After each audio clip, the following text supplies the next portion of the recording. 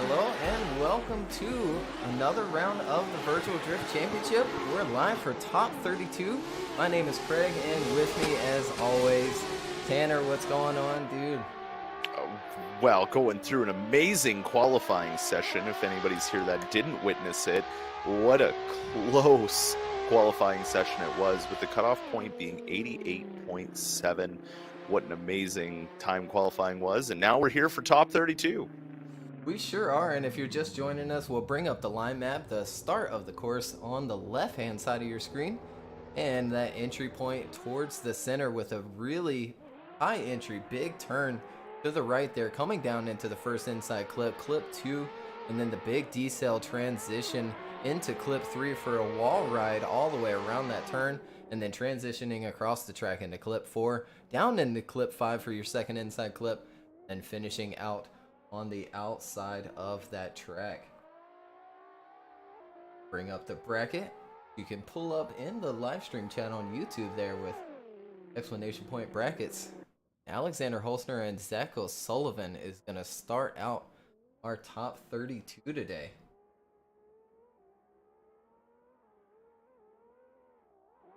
And this is going to be a great battle between these guys. Both of them showed that, Alexander came out flying on this course, got our top qualifier spot, but Zach is a very good competitor and definitely can stick it to Alex in this very opening round, the number one person versus the top 32, or the bottom of the 32 bracket, and there's not that big of a gap between them. No, there really isn't at all. Again, Zach getting that 88.7 and still qualifying 32nd today.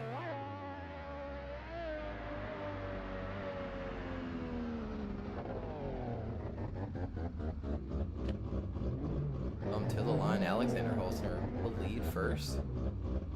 Zach will chase him down. Exactly. So for those who are just joining us, we do have a light system this time around. So you'll see the light blink 3 times, and once that third light goes out, it is time to get it on. Alexander Holzner in that lead lane in that FD RX-7, and Zach O'Sullivan in that S13 gonna give chase.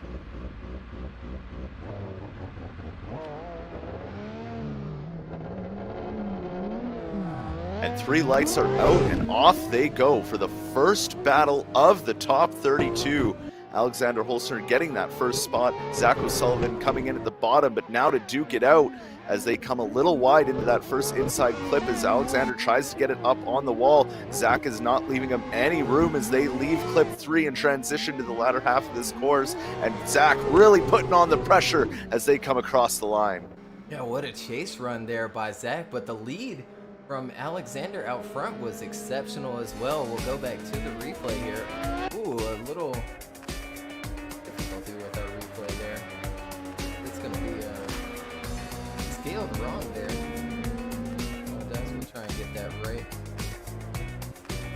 quickly here, but again, just a smooth lead run out front. And like I said, yeah, and like I said at the beginning, like Zach, he's very good at what he does. He's here for a reason, and you know the rookie's going to show out against Alexander here. Alexander switching chassis to this FD for this round from that beautiful Amazon that he had. I don't remember the name of it.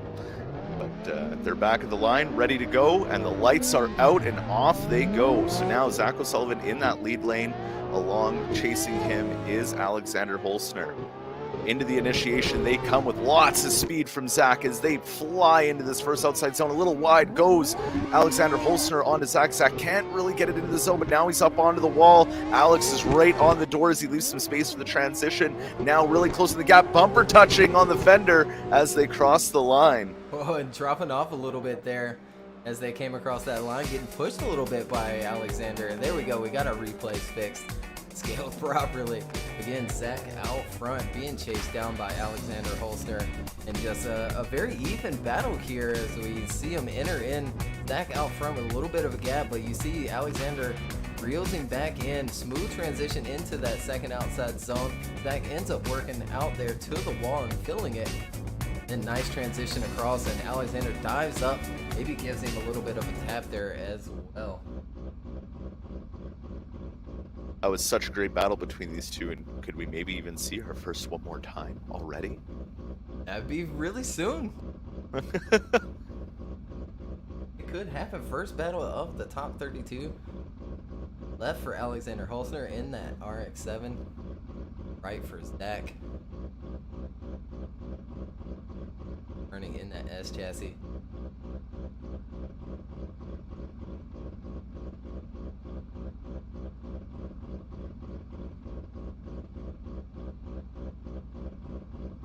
Think about it now, judges might have to back up that YouTube to check out that first play as the taking them a second. And just so even though. Between the two, very good lead runs and chase runs by the both. Yeah, it was so close. I knew these two were gonna throw down, and throw down did they ever.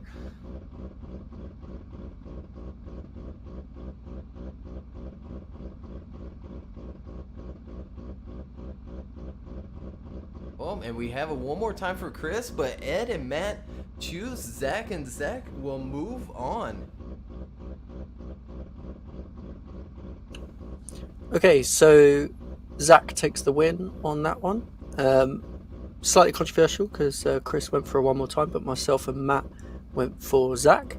For us, it was a combination of Alex running wide into clip 2 on his lead, and then also Alex making a mistake on the end of the at the end of the second run, coming into the inside clip. It just looks like he dived a bit too hard. Chris thought it was one more time, so I'll let him explain why he thought it might be one more time. Quickly, fairly simple. I don't disagree with anything I said. It's just for me, I felt that as Alex, he did have a much better chase overall due to obviously the fact that it was a clean lead to follow. But for me, it was that last bit of contact. I was a bit unsure really as to that being entirely Alex's fault. For myself, I thought that was a bit hard to call because of course it's perfect storm. Alex goes tight, Zach goes wide, so for me it was more Zach made the mistake in lead, and then off that first run it was a bit of a wash as well. So for me I just wanted to see what that one again, see if we get a clean battle box. The boys disagreed, so therefore Zach takes the win. And there it is. A crazy ending to the first battle where the number 32 qualifier takes out our number 1 qualifier, Alexander Holzner. But no time to waste here as we have our second battle up and ready on deck. Stephen Hatcher in that beautiful RX-8 against Russell Jones in his S chassis Sylvia as they get off the line now. Stephen Hatcher, good speed to him as he comes and initiates in. Lots of speed, but there's Russell Jones right up on him as he grabs that front clip point and sends it into clip 3 along this wall ride. Russell trying to put the pressure on and get up on the door of Steven as they transition again through the final 2 clips here and side by side as they come through the line. Yeah, they sure were. Another really good start to the top 32 here as we go back to the replay. Good, clean start by the both of them. Steven Hatcher again out front in that RX-8 being chased down by Russell. And a nice initiation there with a bit of a gap pulled on Russell Jones, but Russell does a good job reeling him back in. Very nice transition into outside zone 2 by Steven Hatcher and stays out there along that wall. And there you see Russell right on the bumper of Steven and on the door as they go across that finish line.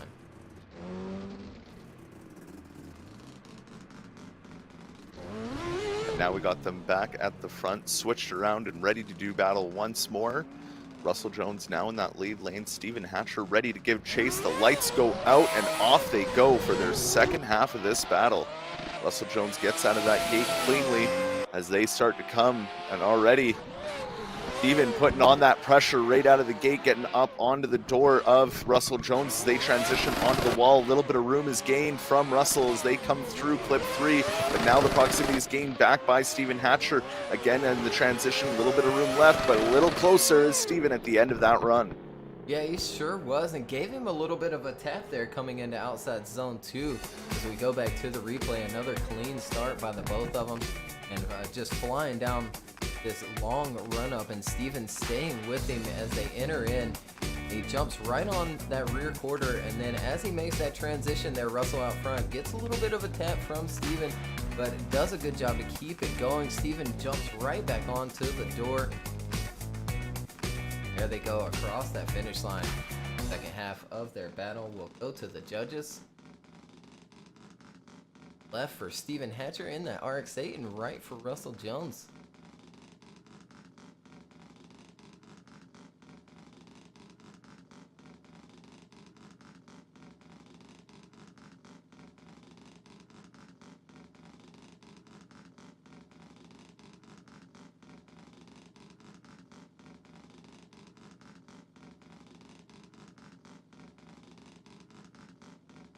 Look at there, it's gonna be a one more time already here in the top 32. Our second battle of top 32, and we're going one more time. Ooh. One more time, please. We just thought that one was a bit too close to call. Lead to lead, Steven is the more aggressive of the two, but it's just in that chase position. Russell doesn't really make any mistakes, but never really brings the aggression. Steven, unfortunately, just causes a little bit of contact of his own volition in the chase, just coming off of clip 2. Therefore, one more time. There it is from Chris, our head judge. We'll go one more time, and we'll switch them around. Now one more time, well deserved in my opinion. It'd be nice to see these two go at it again. I mean, they both threw down very good runs in my opinion, and we always love more drifting. Yeah, absolutely. A very even battle there. Again, the judges want a more clear, definitive winner. And that just shows. Here, yeah. Yeah, and that just shows how tight this bracket is as lights go on. Steven Hatcher in that red RX-8 in the lead lane. Russell Jones in that Nissan Silvia giving chase as they get ready and come down this mad straight. A little closer now is Russell Jones in the initiation as they fly in through that first outside zone. Grab that inside clip beautifully. Great transition by Russell right up on the door, pushing Hatcher through clip 3. Gives him a bit of room now for the transition as they come down the little hill and across the line. It's almost door to door. Yeah, absolutely. That was almost really bad there in outside zone 2, getting those little pushes there from Russell Jones as we go back to the replay. Again, Steven Hatcher out front being chased down by Russell Jones, and Russell really going after it here in that chase position right there with Steven as they come across that inside clip, and then jumps back onto the door, giving him a little tap, but Steven does a great job of holding it together and not going into that wall. Nice transition again there across the finish line. These two already putting on a great battle, and just what's to come for the rest of the top 32. We already had a crazy upset in the last battle, and now we're just seeing what these battles are going to produce for the rest of the top 32 into the top 16, the grade 8, top 4, all the way through to the finish. As now out the gate comes Russell Jones in that lead position. Steven Hatcher giving chase as they initiate in. A bigger gap built up this time, but Steven really rushing in to catch up on that door of Russell Jones. They transition into clip 3. Nice, good proximity from Steven Hatcher as he tries to close the door even tighter while they transition over. And there they go, side by side, coming across that line. Yeah, another big dive there at the end by Steven Hatcher as they came across that finish line. Once again, we'll go to the replay here. And Russell Jones out front and just flying down this run up and ends up with a huge gap. But as you said, Steven reels him in very quickly as by the time they get to that inside clip, and then jumps back onto the door in outside zone 2. Does fall back just a little bit, but then reels him back in and then makes another big dive there across that last final inside clip to finish out the run. Again, left for Steven. Ed, Chris, and Matt already go left for Steven Hatcher. He'll take the win over Russell Jones, and we'll hear from one of the judges. Okay, Steven takes the win there.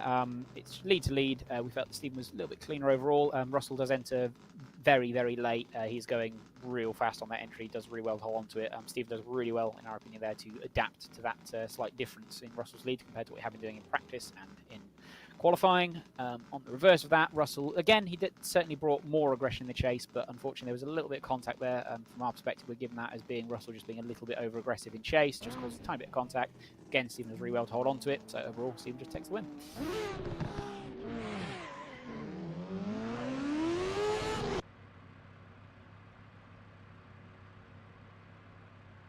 All right, and there we have it. Steven Hatcher going on to face Alexander Holzner in the top 16, as we already have our next battle at the line and ready to go here. Eric Kosturkis in that BMW in the lead lane. Roman Katastrenka giving chase in his bright yellow Penguin BMW as they come down the straight on the bumper as they transition in. A little bit of a gap built up from the initiation as they come through that first inside clip. Not leaving enough room as Katastrenka hitting the back bumper of Ericus and going into the wall. Ericus has to finish out this run if he wants to continue on to the next round. And wow. Yeah, insane. You could see it coming there, and we'll go back to the replay. Again, Ericus out front. Raman trying to chase Ericus down in this battle here. Ericus really nice initiation, and Raman as well in that chase position reels him in for the inside clip, and then it looks like he might have tapped Ericus's rear bumper there, and was just on two of an outside line to make it for that wall, and the wall claims another victim in that battle.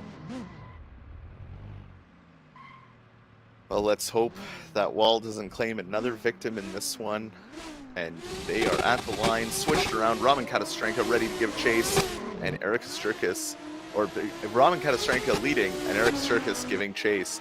As you see Raman out front in that yellow BMW, and a huge gap off the initiation. But Ericus makes quick work to catch back up to the door of Raman Katastrenka. No mistakes this time coming into clip 3 as they beautifully get through it and get ready to transition down the little hill and through that last inside clip on the door as Ericus as they come across the line. Yeah, he certainly was. He didn't need to go that hard in chase, and he did anyway, and certainly went after it.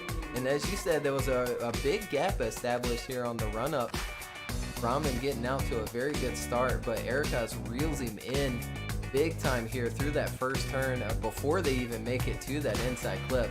And then a wonderful transition there to stay behind him and get right up on to the door once again for outside zone 2. Stays with him through that last and final transition and across that finish line.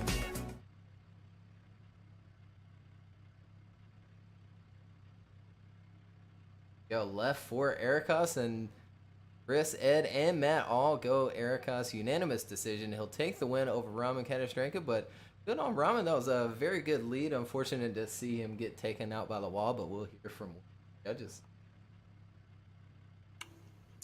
Okay, so Ericus takes the win there. Unfortunately, that basically comes down to that first run. Raman had an unfortunate line into clip 3, into the outer zone, and was too wide coming into it. So hit the wall, unfortunately, and that basically sealed the deal because Ericus managed the clean run after that. So yeah, Ericus takes the win.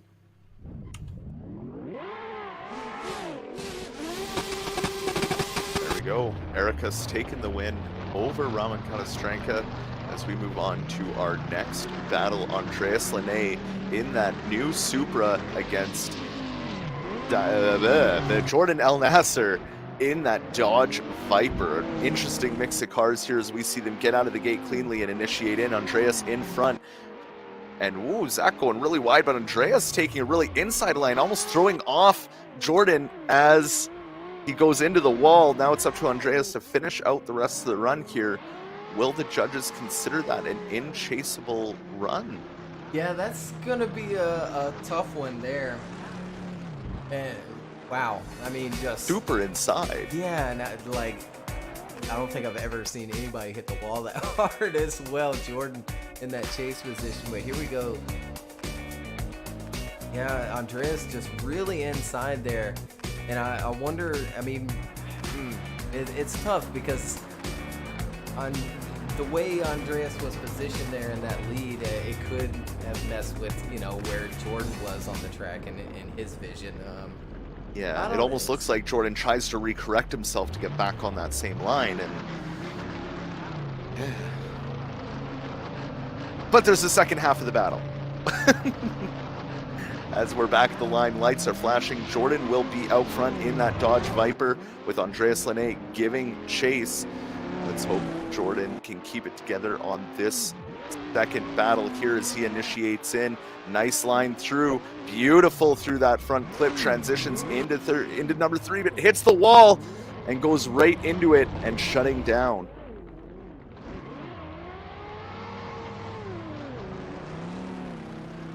The wall claims another one. We'll go back to the replay here and see if we can break down what happens. Looks like Jordan just comes in a little too high, a little too deep, and catches the wall. Straightens him out. Nice initiation. Both the drivers as well. Andreas again on a little bit of an inside line. Good transition across, and then Jordan just comes in a little too hot there in that lead position. Goes into the wall and has to shut it down.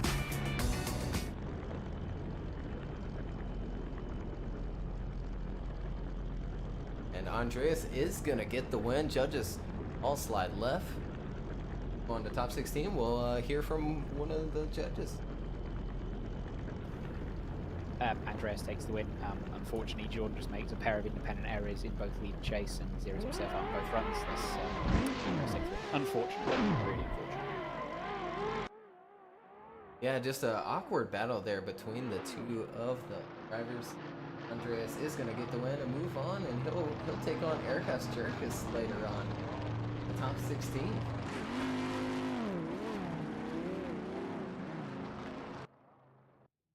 That's going to be it for our first group of top 32. We'll load in our second group. The first battle is going to be Tikhon Pileski and Ko Fonseca.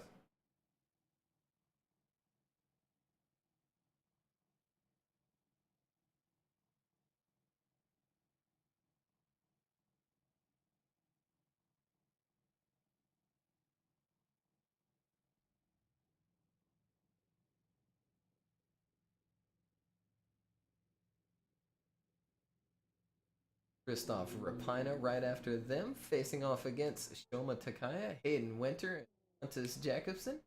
And then our last battle of our second group of top 32, Alexander Brook and Big.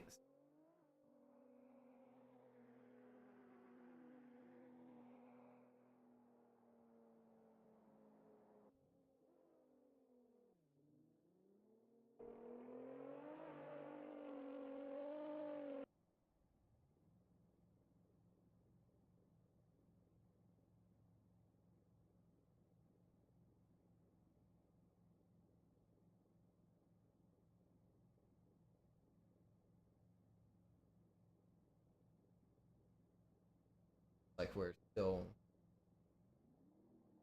on to in. Off again. No fun. Top 32.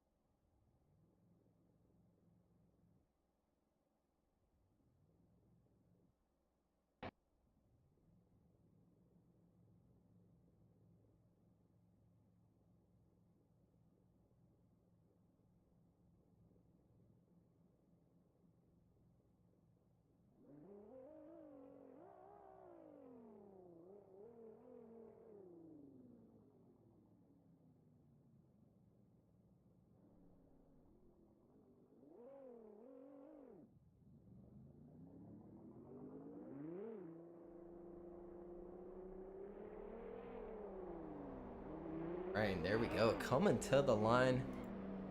Pileski get a little bit of heat to his tires. Kale Fonseca, as he's ready, comes right to the line. And that's one thing a lot of people don't understand is sometimes having that warmer tire gets you that little bit more grip, and you're able to just sit there as KO starts doing a little burnout at the line there to keep some heat in those rear tires. Yeah, it looks No like tire- Ticon going after the front grip though back there, scrubbing those.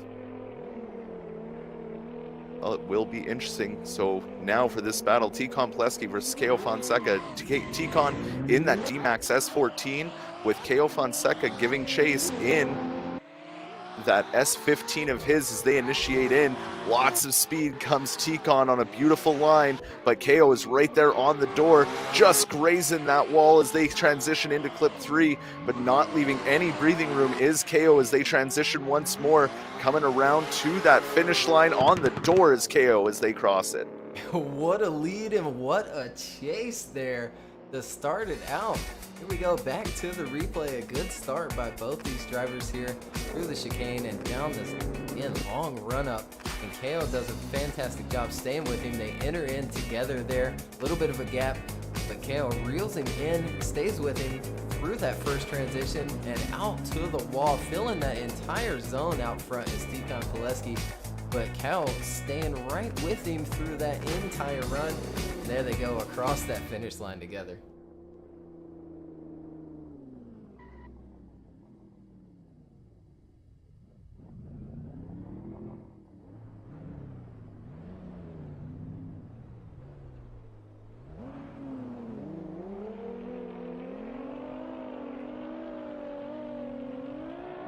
All right, and getting ready to go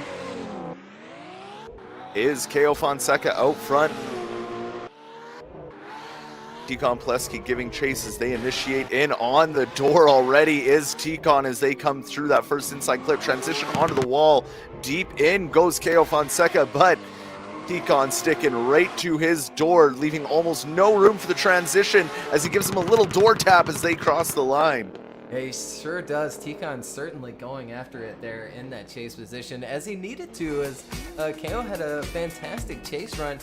We go back to the replay here. KO out front this time, being chased down by Ticon. Ticon jumping right onto the door as soon as he can there. Backs off for the transition. KO going super deep in that outside zone too, but Ticon right there with him along the bumper there as they transition, and then jumping right back onto the door. They cross that finish line.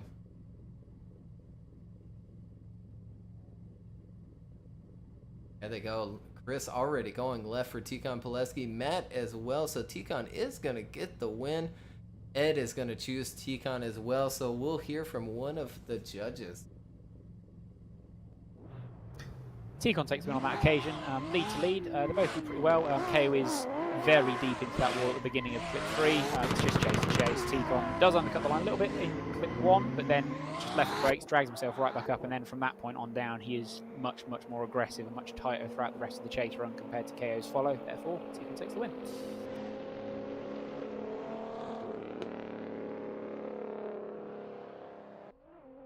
And there it is. Ticon Pileski moving on to the top 16. We have our next battle coming up here. Christopher Pina in that black BMW against Shoma Takaya in his S15.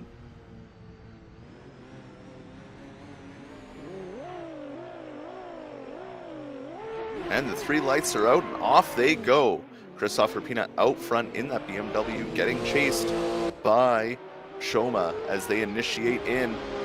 Good speed from Christoph as they come through on a good line too as they transition into the wall ride, and look at that, Shoma trying to get that proximity in as the lead run from Christoph is very good at this point, but then on the door is Shoma as they come across the line.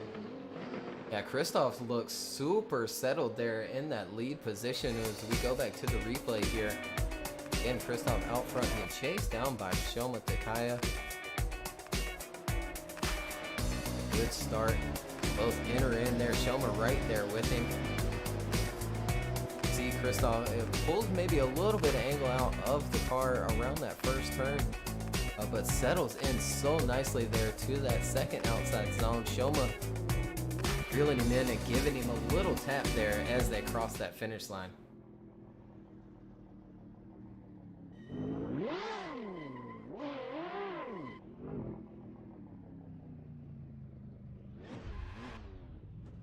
And now back at the start line, they are ready to duke it out for the second half of this battle. Shoma in that lead lane and Christoph giving chase.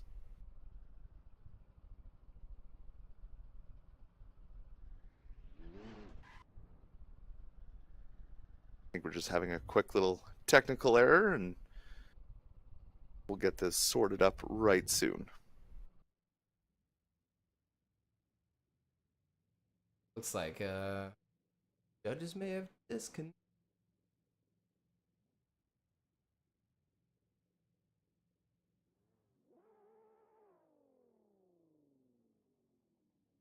Wait on him to get back. It looks like he back. Is he? We have our light.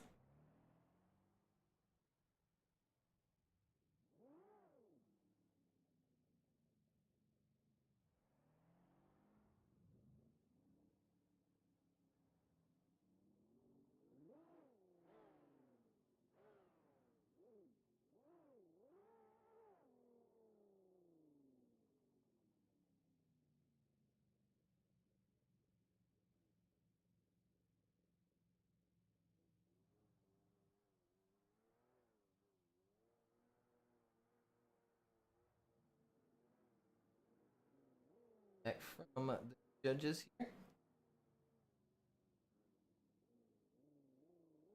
All right, there we are, ready. They're at the line. Yeah, now with that technical error fixed up, we can get underway the second half of this battle.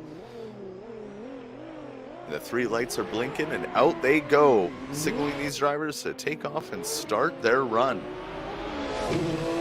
Shoma out front, Christoph giving chase, a huge gap build up out of the gate by Shoma. Lots of speed as they transition in, but right now onto the rear bumper is Christoph, almost pushing Shoma offline, but Shoma staying on it and making sure to finish out the rest of the course with Christoph right behind him. Yeah, it does look like Shoma was getting pushed around there in that outside zone too, and led to him over rotating there. But we'll go back to the replay if we can see exactly what happened. Again, good start by Shoma. A huge gap established even after they enter there. He just holds that gap, and then smooth transition there. Maybe a little tentative, but yeah, as you see, just gets that little tap there in that rear quarter by Christoph Rapina in the chase position. But good on Shoma to keep the party going, finish out that run.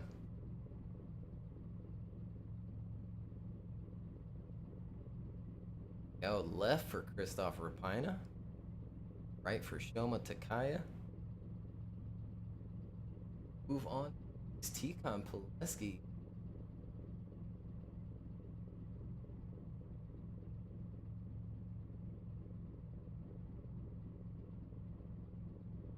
Looks like, yeah, Christoph Rapina is going to get the win. Unanimous decision by all three judges, so we'll hear from one of them. Okie dokie, so Christoph takes the win on that one. It came down to the second run for us, obviously, the contact. Coming into the wall there, it looked like Shoma on his transition didn't quite get the line right and was a lot closer to the wall than he wanted to be, and so took a very shallow angle and had to slow down quite a lot. He was on handbrake for quite a long time coming into the wall there, longer than the braking zone that we've got on the line map. And so when Christoph was finally trying to get going, he couldn't avoid contact at that point. So therefore, Christoph gets the win. And there it is, Christoph Rapina getting the win over Shoma Takaya and moving on to face Tikon Pileski in the top 16. And now for our next battle, Aiden Winter in that beautiful R33 against Pontus Jakobsen in his FD RX-7.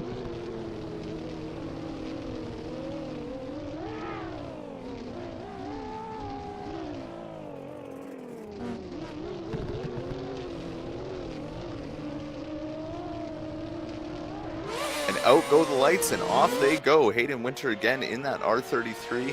Pontus in that FDRX7 giving chase as they come up to the line and initiate in. Right on the back bumper was Pontus as they come flying into this first outside zone. A little wide goes Pontus as they transition onto the wall for clip 3.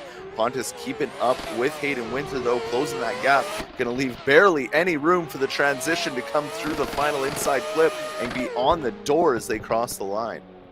Yeah, Pontus really going after it there as they finish out that run. We'll go back to the replay again. Hayden Winter out front in that blue R33 and being chased down by Pontus in his FDRX7. They enter in and Pontus just right there on that back bumper. Reels him back in, does wash wide there for that inside clip in the chase position, but then jumps right back onto the door of Hayden Winter. There they go, last and final transition, and then another dive there by Pontus in that chase position.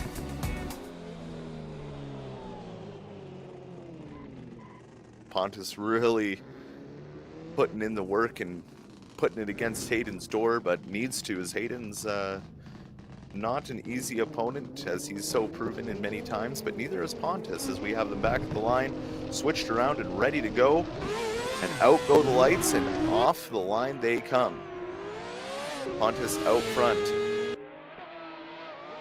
Winter giving chase almost on the door of Pontus as they initiate. Coming through that first inside clip beautifully. The aggression from Hayden Winter here, wheel to wheel as they come through clip 3. Transitioning now to the last 3 clips of the course. Still on the door was Hayden Winter as they cross the line. Whoa, wow. Hayden I haven't Winter. seen that. Yeah, absolutely. That chase run by Hayden was insane, especially like through that first turn. Wow. The way he backed off, just backed off so perfect to let Pontus transition here and then jumps right back onto the door. He does sacrifice maybe a little bit of the line there coming into outside zone 2, but does what he needs to jump onto the door and does so right there across that last and final transition.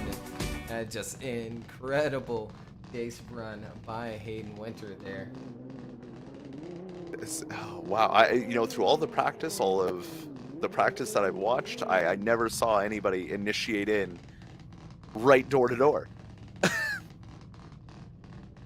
Yeah, he certainly went after it there in that chase position. And it'll be left for Hayden Winter, right for Pontus. Like a lot of love coming in chat for Hayden Winter, and there they go, left for Hayden Winter. He will get the win. We'll wait to hear from one of the judges. Okay, Hayden takes the win on that occasion. Lead to lead, they're both very, very comparable runs. The only little thing is that in Hayden's lead, he's a little bit off of clip 2, and then on Pontus' lead, he's a little bit off of clip 5. Chase is where it is decided that Pontus is able to bring that level of aggression from the word go, and Hayden is just on his door from the word go. There is a little bit of separation forward and right at the end, as Hayden is on sort of a slightly better line from the chase position, and Pontus just goes a little bit wide, carrying a little bit less angle, and then that RX-7 just darts forward. But obviously at that point, for me, it's sort of incidental. Hayden has done more than enough through the rest of that chase run. But good battle, boys. It certainly was. Yeah, absolutely. Yeah, great battle indeed. As we have our next battle, we're not stopping. We're going to keep going. Alexander Shavuk in his new S14 against Stig Sorensen in that Toyota Supra. Off the line they get. Sleeping a little bit was Alexander at the line, but now he's gotten the power down and initiating in. Here they come through that first outside zone and the first inside clip. The proximity has been regained by Stig as they come through clip 3 there. Great job so far from Alexander to keep it online. But there's Stig Sorensen trying to close that proximity across the line. Yeah, little by little through that run, Stig reeled him back in, but a really good lead run out front by Alexander. Go back to the replay here. It's out to a good start. A big gap was established there. As you said, it was an awkward start, but I think he left on time. It was Stig that jumped the light, maybe just a little bit too much there, but there he is right there on the bumper for that last and final transition, and then stays with him as they cross that finish line. But will that be enough to take home the win? We'll switch him around and he'll lead.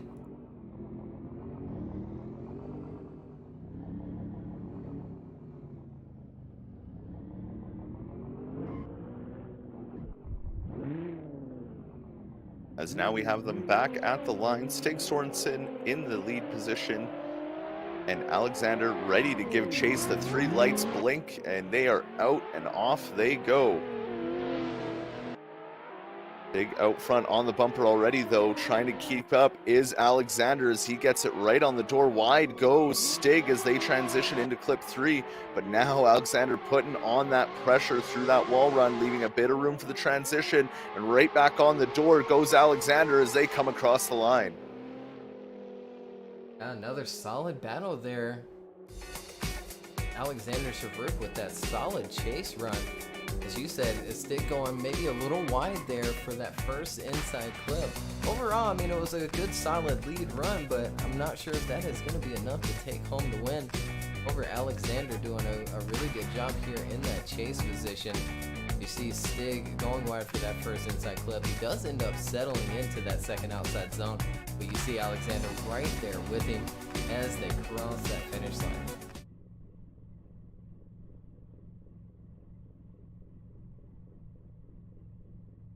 Go left for Alexander and right for Stig Sorensen. And then they go left for Alexander Shavrik. He's going to take home the win, and we'll hear from one of the judges. Okay, so Alex gets the win on that one. So in the first run, Stig following basically was a decent run by both drivers, but nothing really properly stand out. So it was kind of all to play for. Then when Alex came into the chase there, he basically just did the same thing, but was better on proximity. There was a slight note from Alexander's chase run, which was he came off third clip a little bit too early, but he managed that very, very well without losing too much angle and checking up too much. He made it smooth. So we let him get away with that one a bit more than we would have usually, because he just handled it really well. But yeah, that was a solid chase run from Alex, so he takes the win. Sure was, and that's going to round out our second group of top 32, and we're halfway through top 32 already. Yeah, the top 16 bracket is slowly starting to be decided, and the crazy battles just aren't going to stop. No, I don't think they'll let up anytime soon, and as you see there on the bracket, Alan Hines is up next against Kozagotu. Kozagotu returning to us for the first time this season and qualifying 31st today, so making it into that top 32 his first time back. And with how tight qualifying's been, I mean, that's a great achievement. Just to make it in after being out for so long is a great thing. So we're happy to see a good battle between these two. Absolutely, I like his new car as well. That little hatch he has looks like the old Street Heroes model. It's great. Japanese.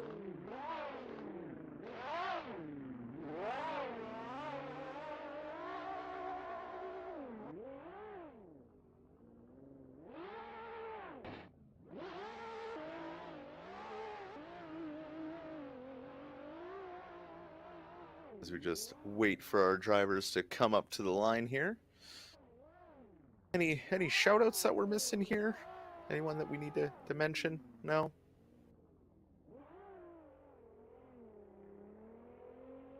Listening into sounded like somebody was having some technical.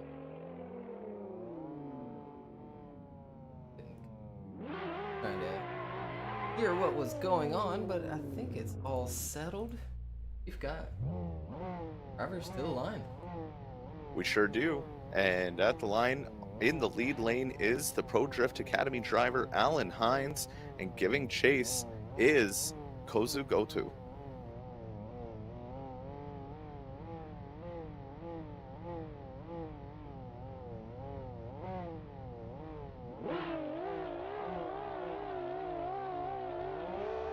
The 3 lights go out and off they go. Alan Hines in that lead position. Kozu giving chase in that S13 as they initiate in. Lots of speed and angle from Alan Hines, but right sticking with them is Kozu as they come through clip 3. and Alan doing a great job at putting the car where it needs to go. Almost choked out Kozu there on the wrong line, not leaving enough room for the transition, leaving a huge gap for the end of the course. Yeah, it looks like Kozagotu just maybe got a little bit too much angle there in that chase position and over-rotated as they were leaving outside zone 2. Here's the replay here. Big initiation by Alan, utilizing that left foot brake there to hold that outside and get around the inside clip. And then smooth coming into outside zone 2. You see Kozagotu right there with him. But yeah, maybe a little bit of too much left foot brake maybe that caused the over rotation. As you see the front of the car really sit down there right before he pours on that angle and almost shutting the thing down, but he keeps it going.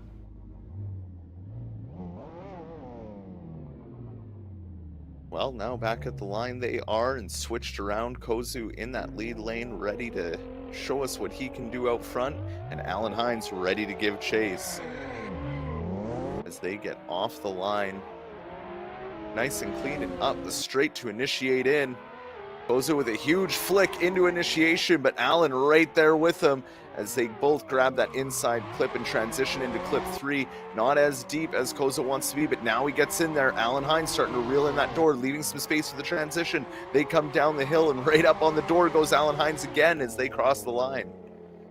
Yeah, good job by both those drivers in the second half of that battle. As we go back to the replay here, switched up, Kozagotu out front, being chased down by Alan.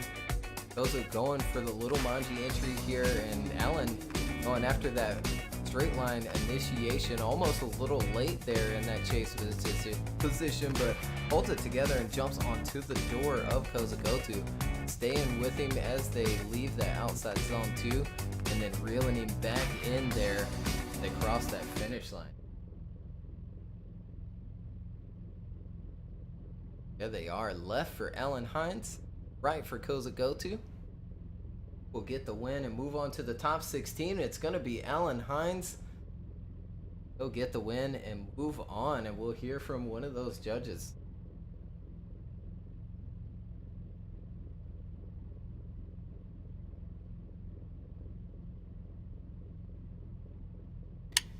Okay, so Alan takes the win on that one. It basically came down to the first run. Goto had a slight issue coming off of clip 3, just over rotated slightly. Maybe misjudged where Alan was coming off of the clip, but it was perfectly fine where he did. We did say in briefing that you could come off that slightly early. Pretty much a perfect lead from Alan there. And then, yeah, Alan, really solid chase run to follow up. So Alan takes the win. There it is, Alan Hines moving on to the top 16. And we have our next battle lined up and ready to go. Augusto Ferreira versus Adam Gran. Adam Gran in that lead lane in that S14. Augusto Ferreira in the S15 as they get off the line and start their battle. And a huge gap out of the gate, as we can see here. Initiating in is Gran, almost dropping a tire, trying to keep it in check, missing out on the inside clip completely, hitting Augusto and going into the wall, trying to get the car back to go into clip 3. And that will end this run. Yeah, that certainly will. Just unfortunate what happened there. We'll go back to the replay. There they go, smooth start by both of them. A big gap established out front is Adam Gran, but as you said, he drops one tire there. That forces him on the outside line, and then he tries to transition across the track, but Augusto is in the way there on the correct line, and Augusto just gets taken out there in that chase position.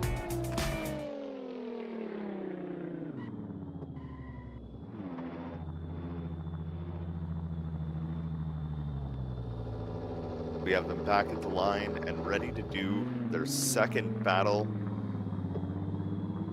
There we go. I got the Brazilian flag to work finally. Up on the screen. Apologize for that, but they're ready to go. The 3 lights blink and off they go. Augusto in that S15. And Adam in that S14 initiating in, going really wide though is Adam as he tries to catch back in, does manage to keep it together. Augusto doing a good job at running that wall run, but right there is Adam, not giving him any room to breathe as he transitions in, gives him a little door tap as they come across the line. Yeah, Adam really going after that chase run there. I can change it right now.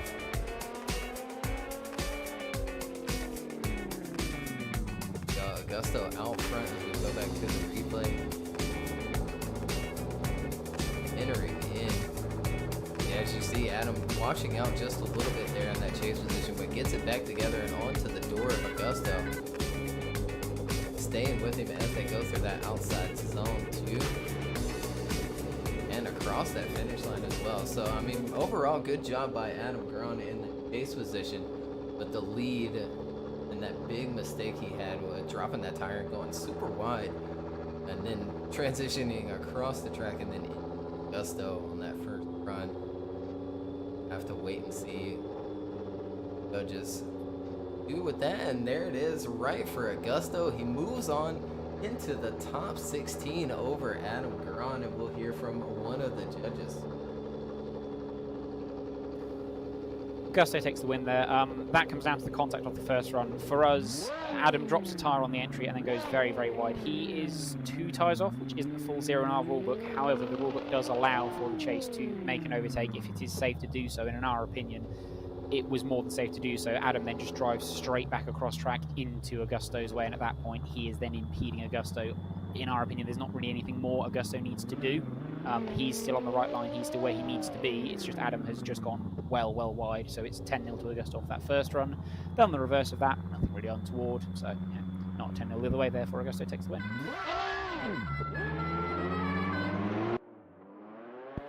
Augusto hitting the horn a little bit there as he goes by. Yeah, he sure does, and he gets the win, moves on. He'll face Alan Hines in the top 16 later on.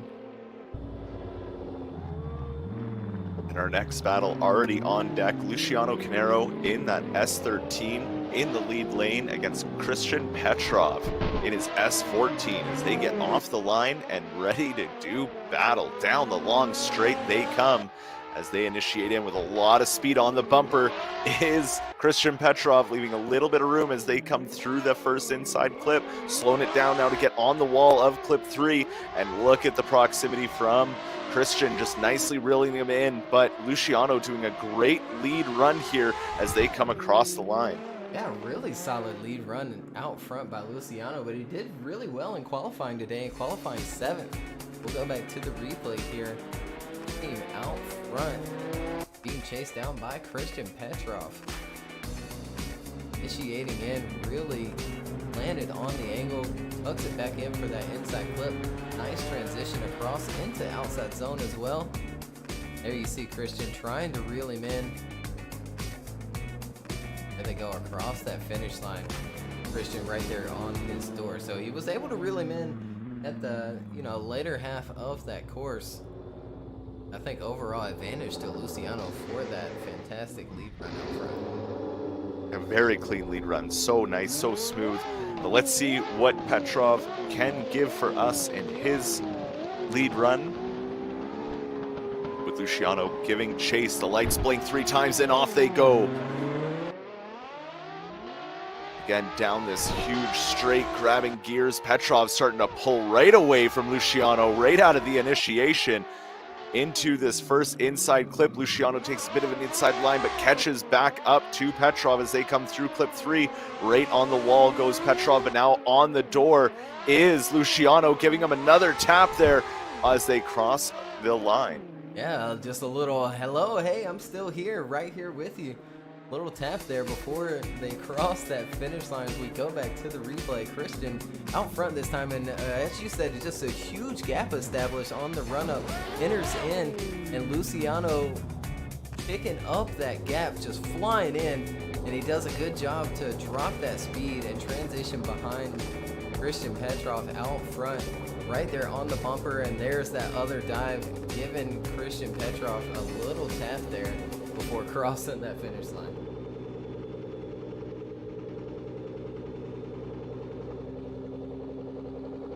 are. Left for Luciano and right for Christian Petrov. Get the win and move on to top 16.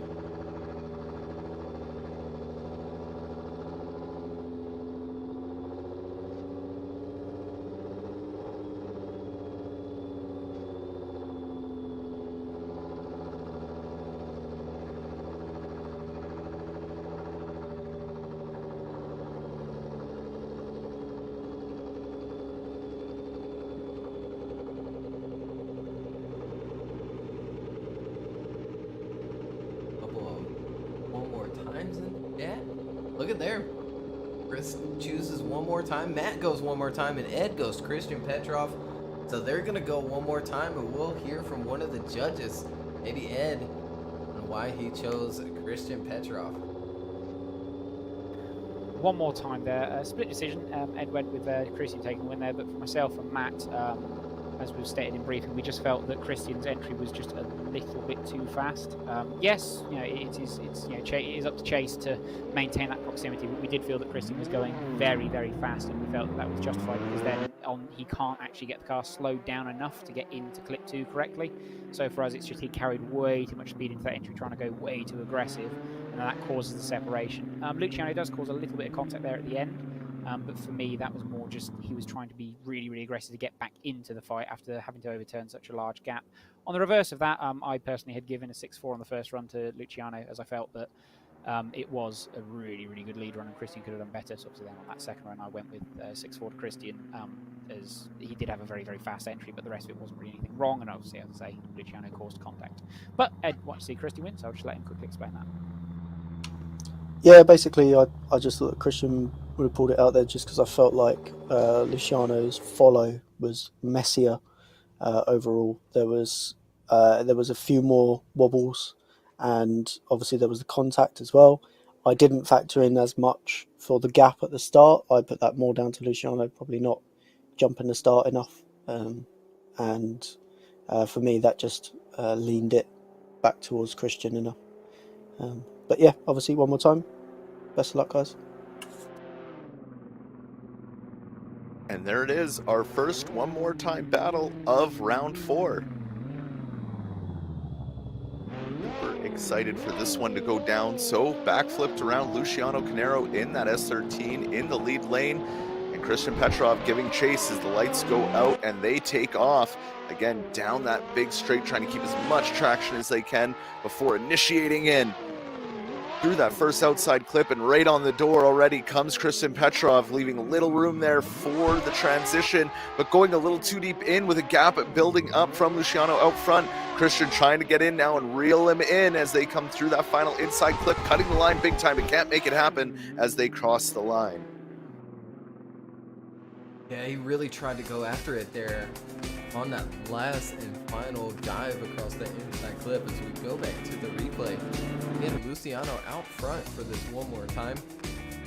Being chased down by Christian. Nice initiation by both of them. You see Christian right there with him, backs off for the transition and then jumps right back onto it. Does fall off after he does that and has to reel him back in. Stays right there on the bumper. There you see he cuts a little bit of that line to try and stay with Luciano out front.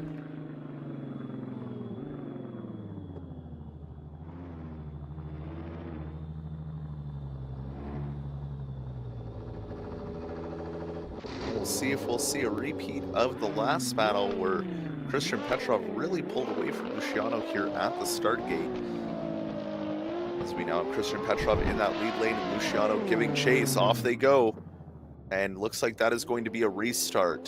So one of the guys jumped the light or didn't time it right, and they are being restarted. So we'll just turn them around, get them set back up, and start them again. If Luciano can find the start gate. Back it up, boy. Back it up. You got this. Nope, nope. Left hand down. Left hand down. There you go. They're professional drivers, people, I promise you. But they're used to going forward, not back. Here we go. Waiting for that start light once again.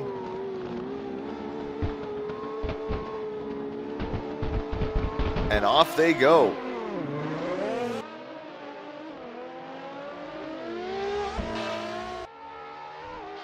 Beautiful, little more proximity this time, but lots of speed that Christian carries through that first and second clip. And now as they come into clip 3, on the door already is Luciano, putting that fender and wheel on his, is leaving no room for the transition down to that last inside clip and crossing the line. Yeah, much better there in that second half of that battle as we go back to the replay. Again, Christian out front this time, being chased down by Luciano. And Luciano does a really good job here in this chase position. But Christian also has a very good lead, a nice initiation by him there. And you see Luciano reeling in, almost over-rotating there before making that transition, but holds it together. And there he is right on to the door of Christian Petrov, stays with him through that last and final transition, and on the right line there, they go across that line.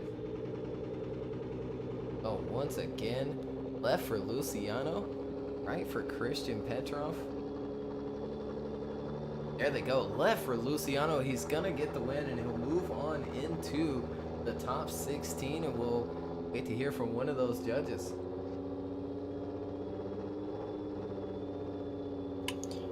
Okay, so Luciano takes that now.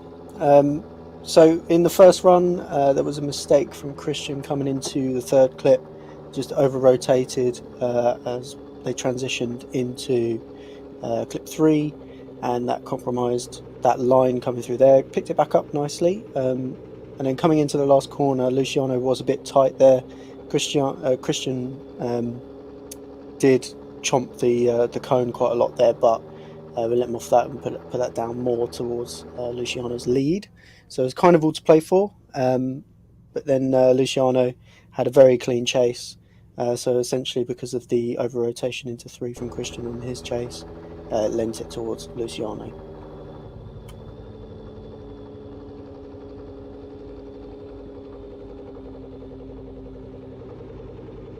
There we have it. Luciano Canero moving on to the top 16 as we have the last battle of this group of the top 32. Still one more group left to go through in the top 32 here, but as for these guys, we're gonna have Ethan Pikachu out front in that BMW, getting chased down by Connor Shanahan in that Red Bull S15 as they come and initiate in with a lot of speed. Connor getting right up on the door though as they come through that first inside clip, transitioning into clip 3, right on the wall, does Ethan put it, puts him offline just a little bit. Connor Shanahan corrects and finds the way through as they come through that final inside clip and door to door across the line. Yeah, very good start to the battle there. We'll go back to the replay here. And Ethan out front being chased down by Connor Shanahan. Both do a fantastic job here, lead and chase.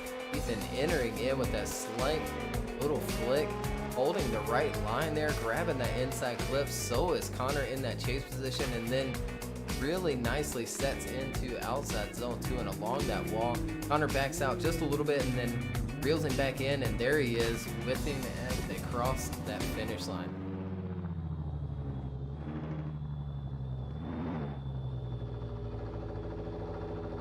And now back at the line, switched around and ready to go once again. Connor Shanahan in that Red Bull S15 in the lead lane against Ethan Pikachu in that BMW.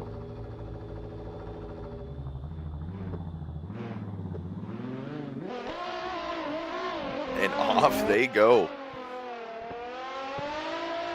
Down this start straight, right away initiating in. Lots of speed there from Connor Shanahan. Ethan doing a good job to catch it up, and oh, a huge straight and almost tap into the rear bumper of Connor Shanahan, putting him into the wall, but saving it for both of them as they come through. Yeah, honestly, I think that's exactly what happened. You called it. Just that little tap there on the rear bumper. It looked like it straightened Connor out, yeah?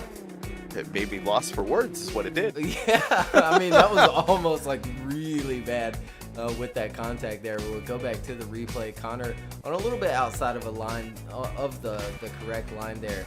But you see Ethan makes the transition well before Connor even starts his, and really kind of straightens out through it as well. So one for the judges to take a look at. There they go, left for Ethan Pikachu or Connor.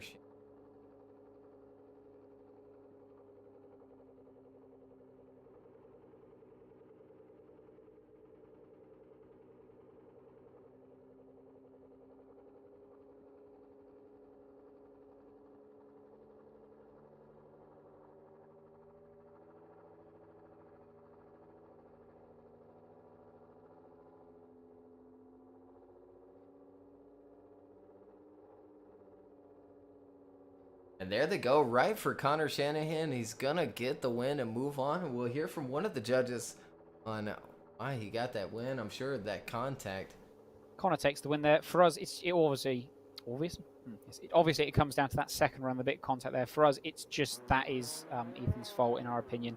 Yes, Connor is a little bit deep. He does just drop a tyre just on the entry, but we didn't feel that there was anything too excessive there. It's just unfortunately Ethan comes up a bit tight and then ends up starting to transition. It looks like his car understeers just before click 2, and that's what just sends him forwards into Connor's door. Unfortunately, at that point, then giving the advantage heavily to Connor and then giving Connor the win overall.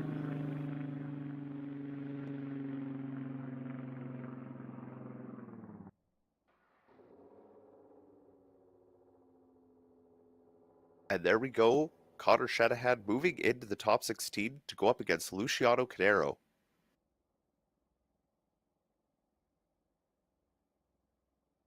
Certainly does. Well-deserved win. Of course, we don't want to, see the wins get handed out in that manner with the contact and whatnot, but that's certainly part of it, especially with this tough track. It is extremely tough for that chase driver. Back off at the right time. Give that lead driver enough room to transition, then jump back onto the door while still decelling coming into that outside zone too. And that's going to be it for that group of top 32. And we're going to load in our last and final group, top 32. And our first battle of that last and final group be Victor Alves and Martin Merrick.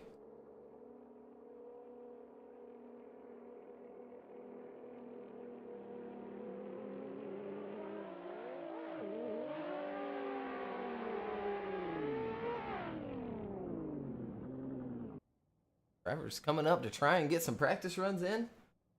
Not today. They got noped at the line. Just waiting on that last group to load in.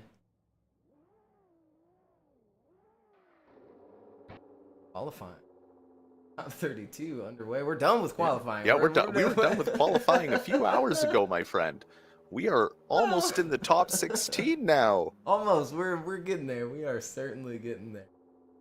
We're professionals, people. Absolutely. Yeah, big shout out to Grip Royal for giving us some support this season with that championship trophy wheel. They're actually doing a sale right now. Use coupon code YouSoSweet. 15% off any order now until the 15th, so a little Valentine's Day sale there if you're in the market for and if there's any ladies adapter watching, if there's any ladies watching, you want to make your man happy, you bring him home a Grip Royal. Exactly.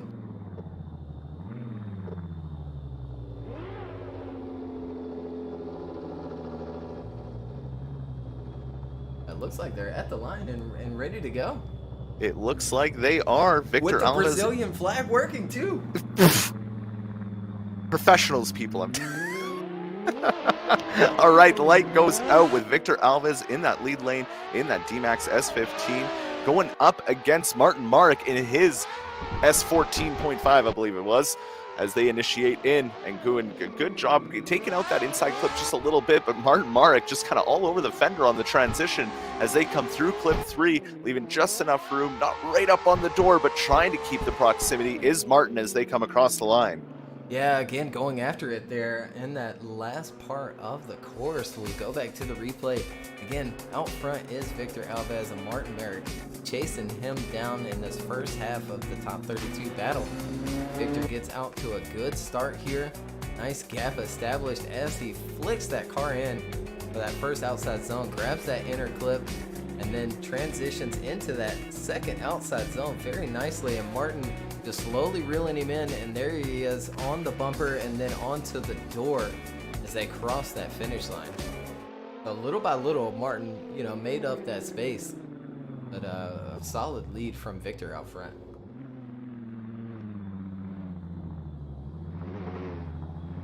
And now we'll get to see the lead of Martin Marek, because now they are switched around and ready to do their second half of this battle. Martin Mark again in that S14.5, and Victor Alves in that D-Max S15.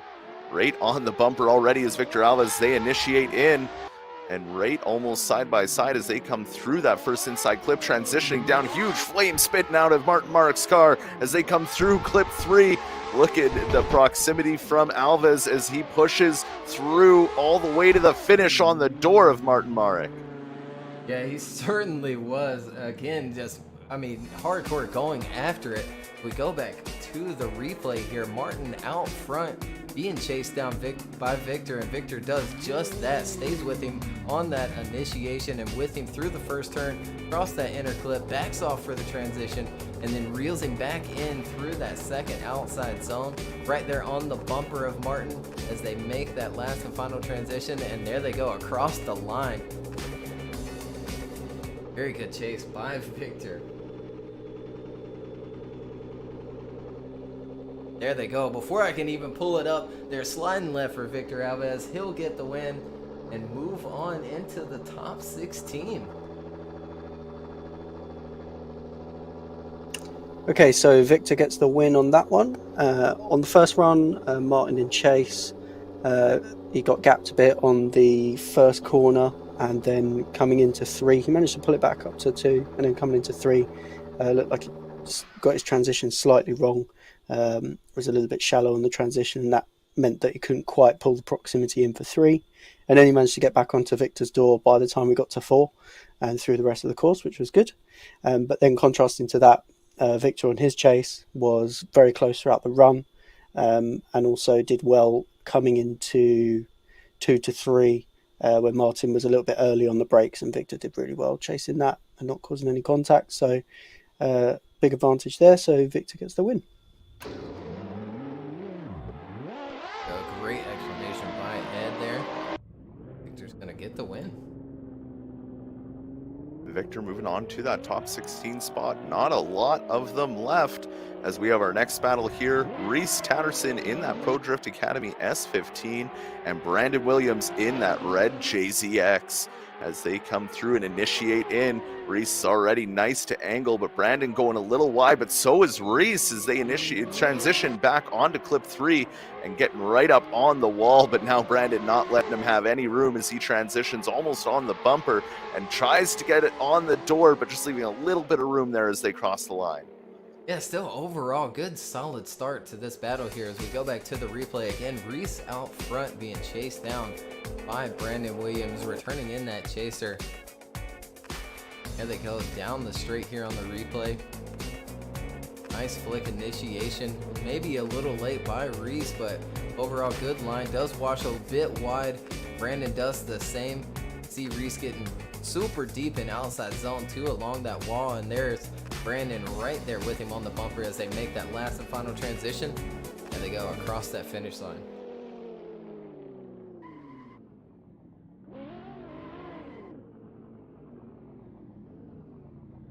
And now back at the start line, we'll have Brandon Williams out front with Reese Tatterson giving chase.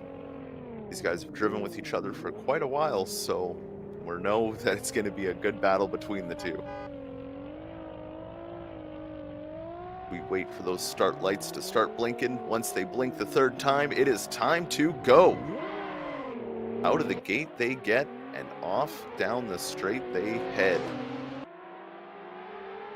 Lots of speed as they initiate in. Brandon Williams out front, but right away Reese Tatterson slowly starting to get that gap and proximity in, as going a little too deep as Brandon bouncing off the wall, putting him offline just a bit as they transition in, but Reese not affected by it, and a little closer for proximity as they cross the line. Yeah, he sure was. And Brandon, as you said, he bounced off that wall a couple of times in outside zone 2. As we go back to the replay, Reese chasing him down this time. Both entering in there. You see Reese reel him in very soon. Backs off for that inner clip and transition. And right back onto the door, but backs off as Brandon, taps that wall a couple of times there and, pulls the angle out of the car. We'll wait from the judges who will get the win. It'll be left for Reese Statterson and right for Brandon Williams. Winner will go on to face Victor Alves later today.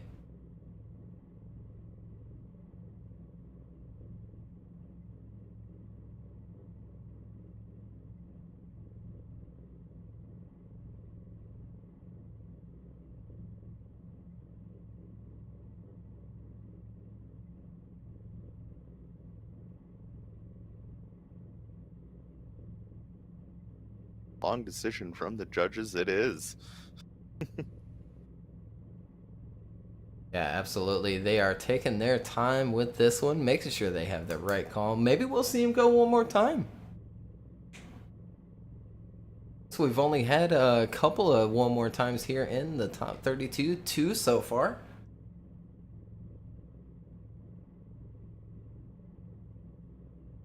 Luciano Carnero and Christian Petrov going one more time, and then it was it Stephen Hatcher and Russell Jones, I think, went one more time, right? Yes, it was. Stephen coming out with the win there in that one more time, and Luciano taking win over Christian in that one more time. So tough battles here in the top 32. And there they go, sliding left for Reese Statterson. He's going to get the win. Chris chose one more time. So we'll wait to hear from one of the judges there on the decision. Okay, so Reese gets the win on that one, only just about. There was some weirdness going on both runs, so I'll just run through it very quickly. Reese's lead, he's a little bit wide on 2, and then coming into 3, it was a bit like another driver earlier who just came into 3 with a little bit too much speed and had to shallow up to avoid hitting the wall. That messed up Brandon's proximity, so we factored that in, and Brandon had a good advantage coming into the second run, so the rest of the run was fairly clean. And then coming into the second run, basically a similar thing happens. Brandon was coming good into 2. Reese actually had better proximity through 1 to 2, and then as they were coming towards the wall, Brandon again was too fast coming towards the wall, made slight contact with the wall. Reese did a really good job of not hitting Brandon at that point, so he shallows up at that point, and then Brandon hits the wall again, and that's what swayed the battle for us, for me and Matt. Was just that that was slightly more messy from Brandon than it was Reese on the lead, but you both had good proximity, all things considered. So yeah, Reese takes the win. Absolutely, great explanation by there's Chris. I just didn't think there was enough there to call a winner. Personally, I thought it was just a bit scrappy from both people in the lead, which caused issues for the chase. Therefore, I just wanted to see that again and cleaned up a bit. But obviously, the boys disagreed with me and felt there was enough to make a call.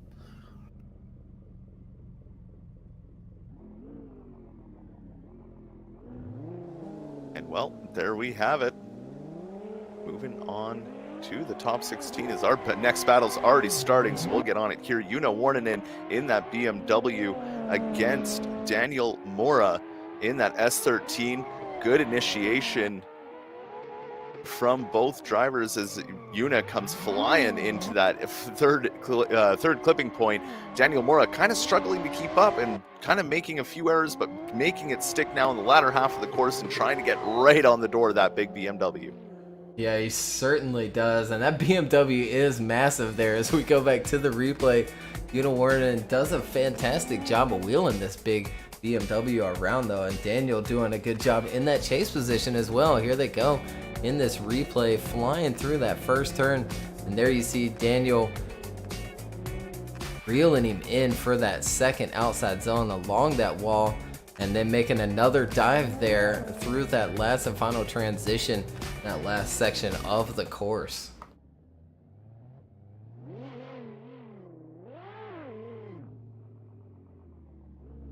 We're just having the drivers right now return to the start gate. We'll have Daniel Mora now leading and Una Warninen giving chase.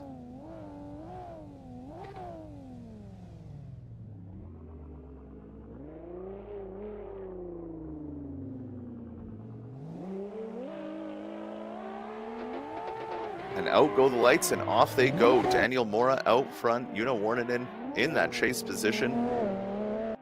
Down the long straight they go, as you can just see the size difference between these two beautiful cars. They come beautifully in through that inside clip. Daniel trying to get it into that wall, but puts it in a little too hard, has to make a huge correction, as Yuna does a great job just to sit there and stick with them and put that BMW on the door of that S13. The car looks like such a brute in that chase position as we go back to the replay here. Again, Yuna chasing Daniel Mora down in that S chassis. There they go, entering in, and great initiation by Daniel. Overall, a solid lead by Daniel out front, as you see him working himself into that first or second outside zone, tapping the wall a bit, but gets right back into it. And Yuna right there with him in that just massive BMW. We'll go to the judges. Be left for Yuna and right for Daniel. There they go, left for Yuna. He is going to get the win and move on into top 16. We'll wait to hear from the judges. Okay, Yuna takes the win there. Lead to lead, they're both fairly comparable. They both make the same sort of mistake. They both clip the wall in clip 3 and have a sort of slight hiccup because of it. Daniel's is a bit harder, a little bit worse in that sense, but it's just chase to chase. Yuna is better able to adapt to the run that's in front of him and is much cleaner overall, much closer through the entire run and maintaining better proximity. So Yuna takes the win. He certainly does, and congratulations to him moving on into the top 16. We have our last and final battle of top 32 coming up next. Alexander Element, Kevin Stump. Yep, our final battle of the 32. What a 32 it has been, as we got Alexander Element in that S14 and then Kevin Stump in his S14 right beside him as they initiate in. But a big gap established already from Element, but there is Kevin Stump already coming up on him. But an over-rotation from Kevin Stump putting him up. It's now up to Alexander to finish out this run as he comes through that second inside clip and across the line. And just a big over-rotation there in the chase position by Kevin Stump. We'll go back to the replay. Again, Element out front. S-chassis versus S-chassis, S14 versus S14. And it just looks like Kevin maybe just loaded up that front of his car too much here. And it just, over-rotates so hard there in the chase position. And he has to shut it down. Alexander Element keeps it going and finishes out his lead run.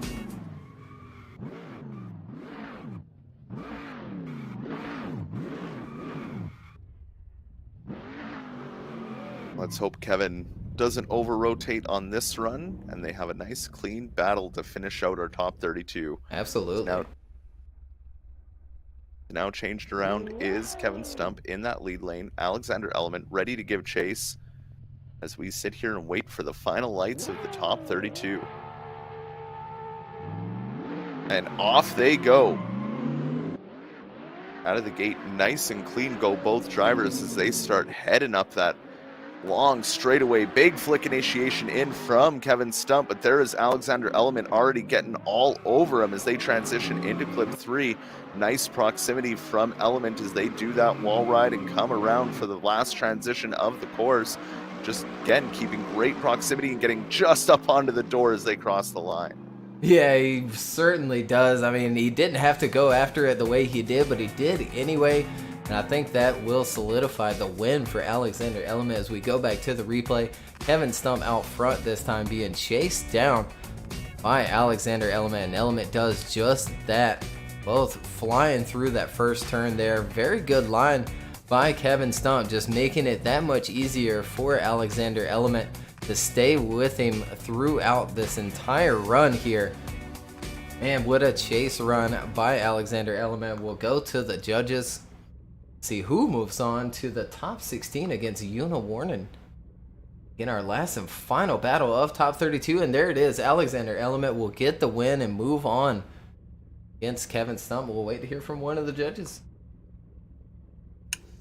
Okay, so Alex gets the win there. Kind of obvious really. In the first run, Kevin makes a mistake transitioning into 3 and over rotates. It looked like he was a bit shallow coming into it and just basically caught himself a bit late on the transition. And then swapping them around, Alex just had a great follow there. So yeah, Alex gets the win. Certainly does. And again, he'll move on to phase Una Warning, and that's going to do it for top 32. We're going to take a very short break. We'll be right back with top 16, and starting it out will be Zach O'Sullivan and Stephen Hatcher. So don't go anywhere. Again, we'll be right back with more of your main event.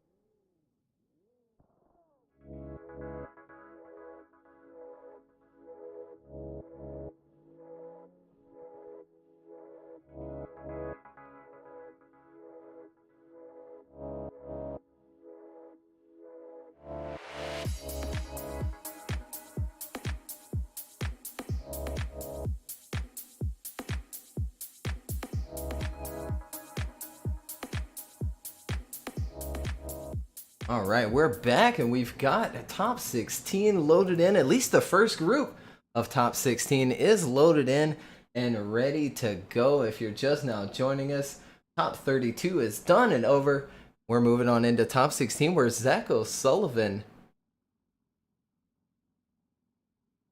and Stephen Hatcher will start things out. They sure will. Stephen Hatcher in that rotary-powered RX-8. And Zach O'Sullivan in that S13. Zach O'Sullivan with a huge upset to Alexander Holzner, our #1 qualifier of the day. And Zach O'Sullivan taking him out in the top 32. Can he make it happen again as they get off the line and head down the straightaway?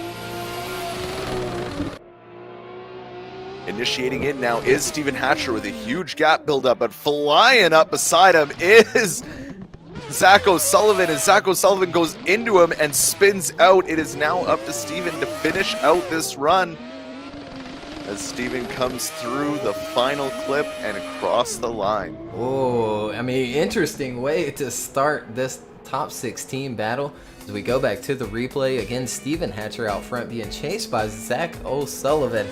And as you said, qualifying 32nd, taking out that #1 qualifier, and a big gap established by Stephen. But then he washes really wide here for inside clip, gets a tap from Zach, and then Zach spins out. So an interesting one for the judges to break down there and give fault on, what exactly took place there in that first half of this first top 16 battle.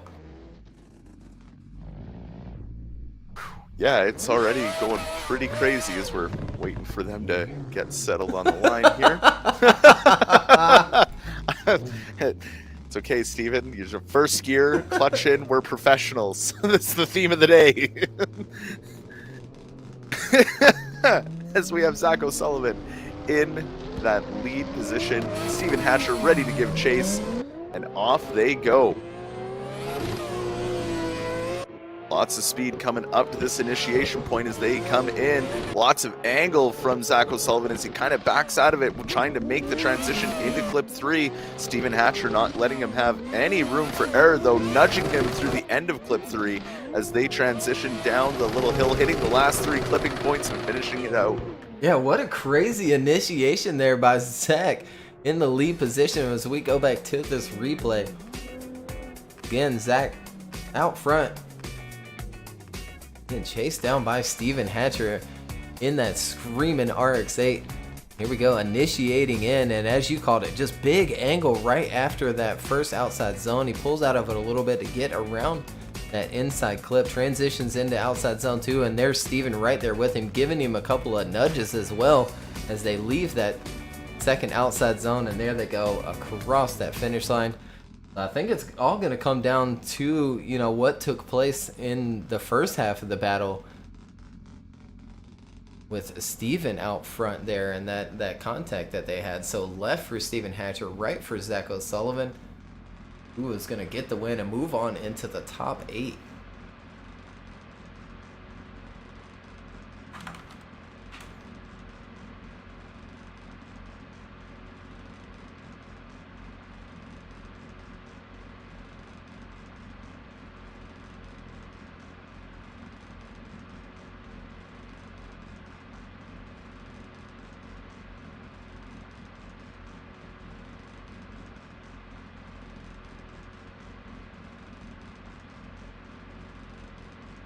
Just waiting on those judges. If you're just joining us, left for Stephen Hatcher, right for Zach O'Sullivan. Judges taking their time with this one as we had a mishap there in the first half of the battle and some contact coming into outside zone 2. Just after that contact, Zach spinning out in that chase position. Like some love for the RX-8 in the chat there. Boosted Boy PT.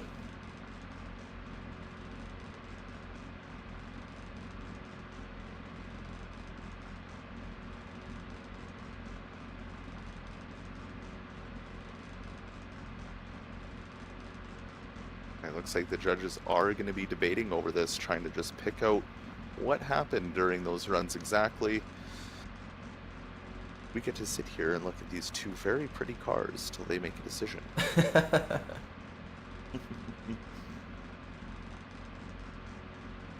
Absolutely, Gregor. This is the top 16.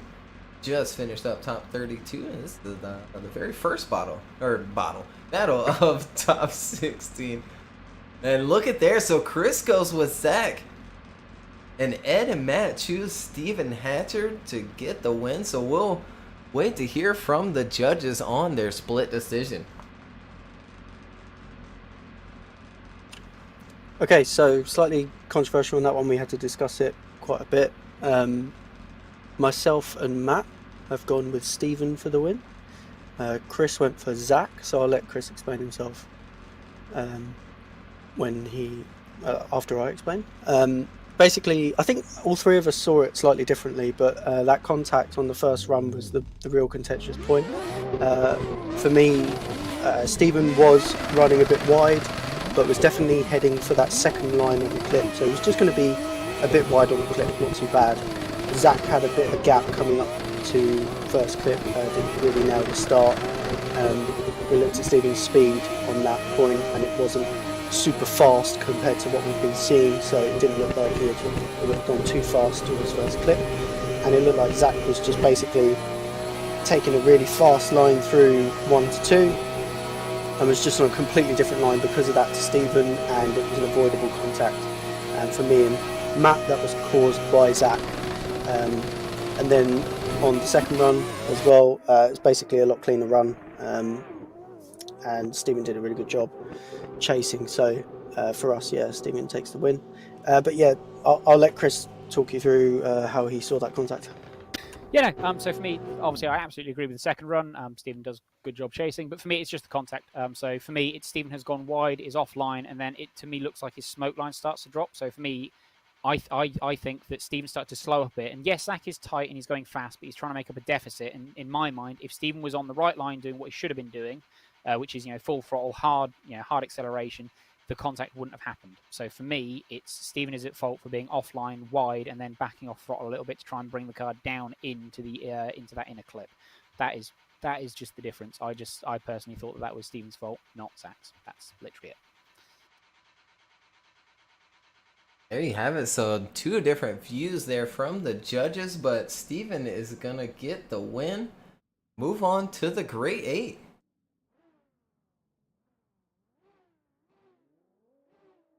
Great 8 he goes as our next battle with Erikas Jerkas and Andreas Linné get underway. Erikas Jerkas in that BMW, Andreas in that Toyota Supra as they initiate in with a lot of speed between the two.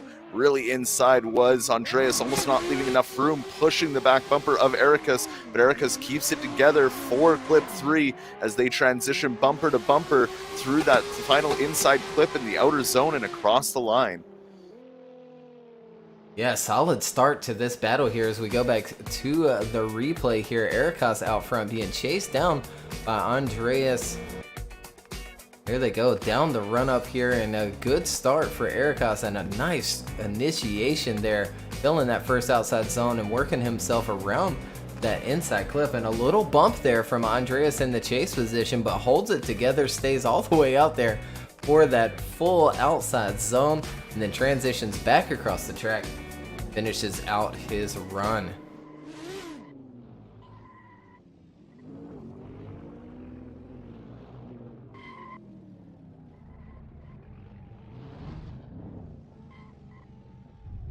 And back at the line are our 2 drivers. Now Andreas Linné going to give his lead run with Erikas Jerkas ready to give chase.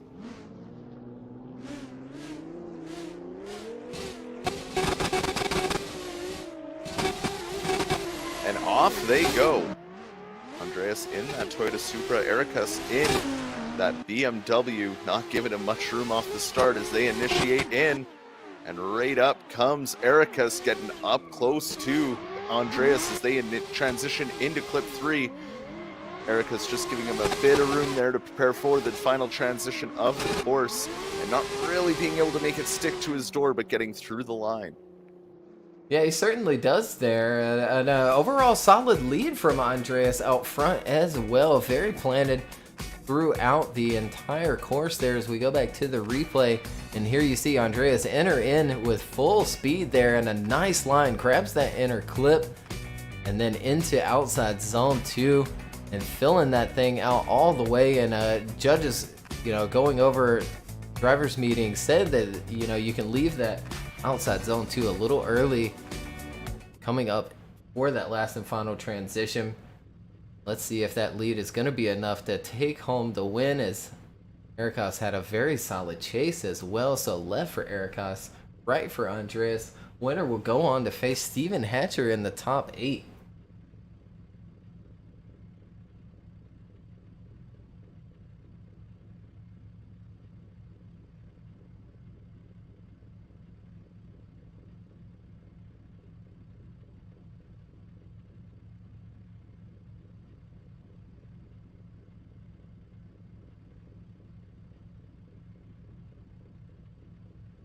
Going over runs here, a couple of already got some love for Ericos in the chat there. Close battle.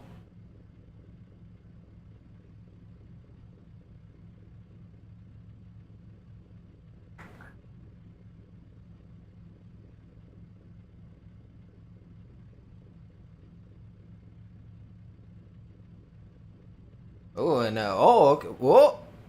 All right, and yes, another split decision there. Okay, maybe not. So I'm just gonna wait on the judges there for that decision, but it looks like Andreas is gonna get the win there and move on to face Steven Hatcher.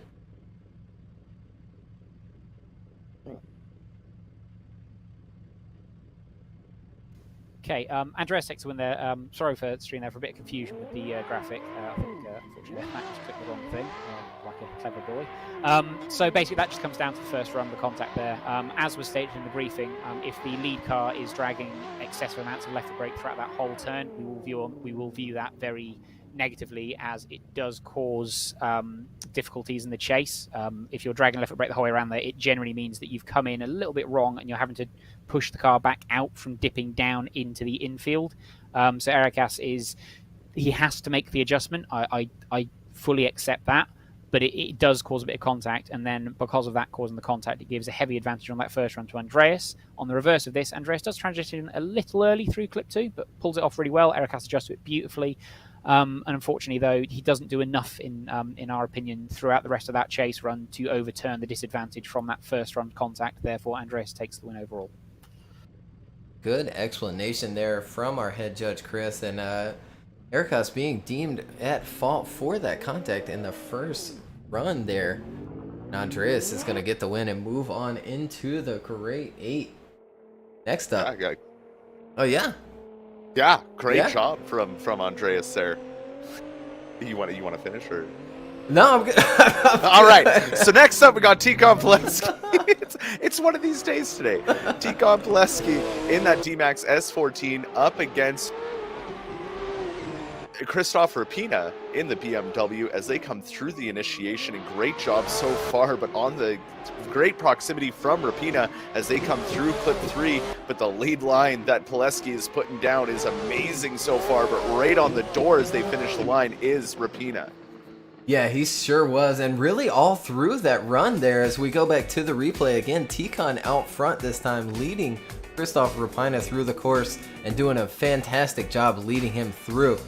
As they enter in, and you see Christoph reel him in very quickly there, drops off to give him room to transition, and then jumps right back onto the door for outside zone 2. He does sacrifice a little bit of angle throughout the course to stay with Tikhon, but man, just staying with him there, planted onto the door of Tikhon.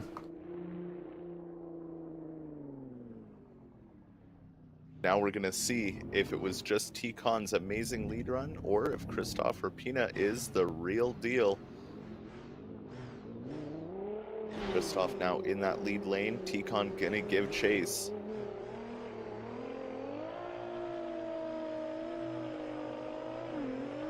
And off they go. Christoph out front in his BMW. Tikhon in his S14. Initiating in, and there comes Tikhon right out of the gate on the doors. He leaves enough room for the transition. Huge snap transition from Tikhon, and is literally wheel to wheel with Rapina through clip 3, and leaving just a little bit too much room, having to sacrifice one of the clip points to get back up on the door of Rapina for the end. Yeah, Rapina coming out swinging here in that second half of the battle, leading Tikhon through the course this time. As we go back to the replay here, Good clean start. Tikon staying right there with him through this long run up. Nice smooth initiation by both of them there. Tikon right there on the door. Transitions and then right back onto the door for outside zone 2, staying with him. And here's where Christoph Rapina starts to pull a little bit of a gap, and then Tikon dives across the inner clip to stay with him. We'll go to the judges there. Left for Tikon Pileski and right for Rapina. Looks like a bunch of love for Tikon in the chat. See if that was enough to take home a win. Very even battle here. It looks like just, like two different styles in the chase position. Leads were very similar and very solid and good. Yeah, no, I completely agree with that. And just seeing the way both these drivers handled themselves, I mean, I know if it was me out there having Tikon behind me, oh boy, my heart rate would be through the roof. But Rapina held himself very well, and we'll see what the judges decide.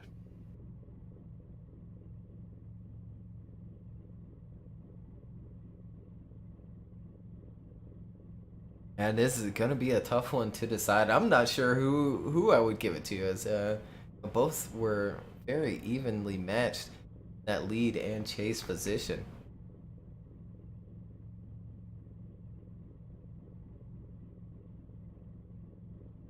Yeah, and on top of making the decision, a little bit of a technical error again as well. So wait a few minutes for that to get settled.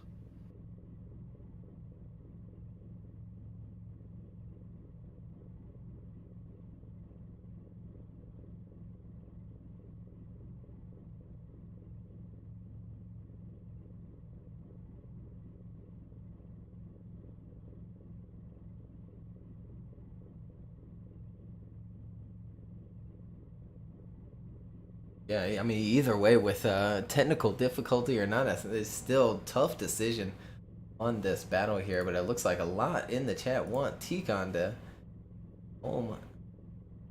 that win. A couple people calling one more times, as it could be, absolutely.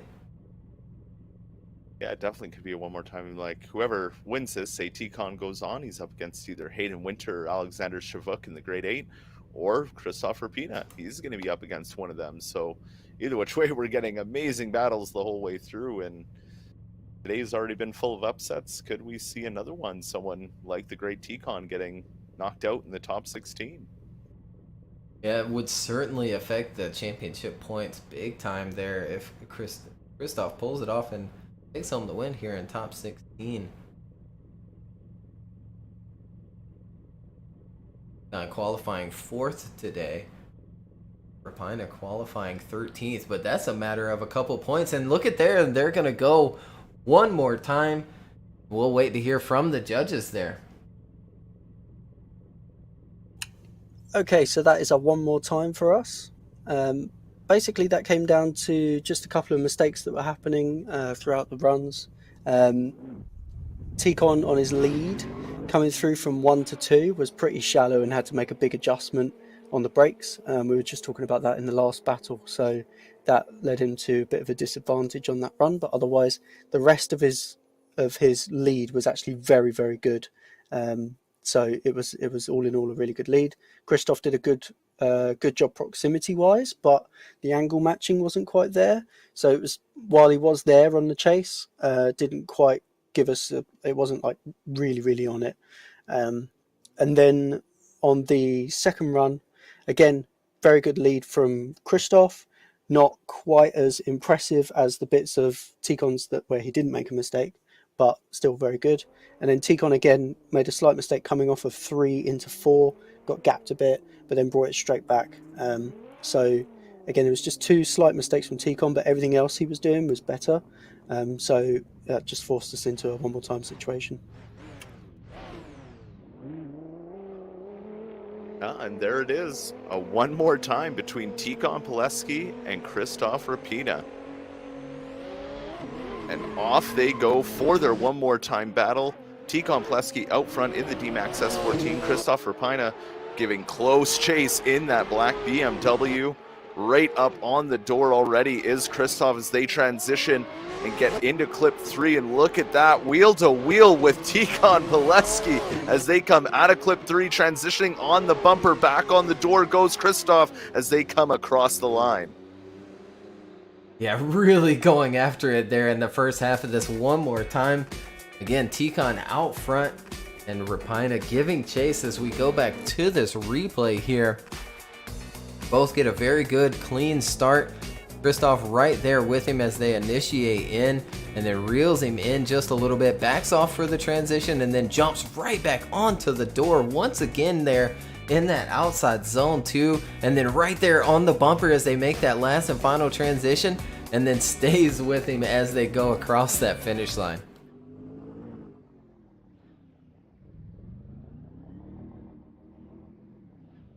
Yeah, what an amazing battle these two are putting on for everybody watching here, whether you're on Facebook, whether you're on YouTube. We appreciate you all being here.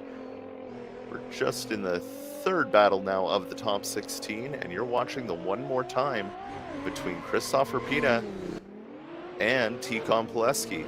Christoph now out front, ready to give his lead run, and Tikhon ready to give chase as he initiates in right on the door of Christoph.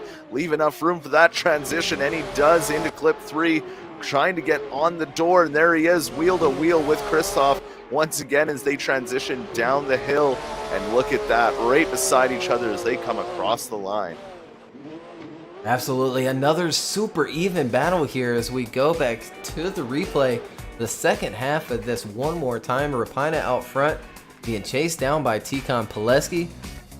There they go, entering in, and you see Tikhon sacrificing just a little bit of angle there as they initiate in to stay with Rapina very early and stays with him through that outside zone too. Backs off a little bit there and then jumps back onto the door, rubbing that door as they cross that finish line. So once again, we'll go back to the judges. Left for Tikhon Pileski and right for Rapina, and Tikhon is going to take the win over Rapina and move on into the top 8. So we'll wait to hear from the judges on their decision. Okay, so Tikhon takes the win on that one. Very, very close, that one, guys. So lead to lead. Found that Tikhon had a slight advantage in that he just held a bit more angle. It's a slightly more chaseable run. Again, a little bit shallow on 1 to 2, but he didn't really have to make a correction for it, so it was good. And then chase to chase, Tikhon basically had the same sort of proximity as Christoph, which was great from both of you, but Tikhon was just more aggressive and had a better angle matching throughout the run. But yeah, again, clean runs, so that was good. But Tikhon was just that little bit better. So there it is, Tikhon Pileski getting the win over Christoph Rapina, though it was not an easy win for him, and he'll move on into that grade 8. And now we'll have Hayden Winter in his blue R33 up against Alexander Shavrook in that S14, and off they already go.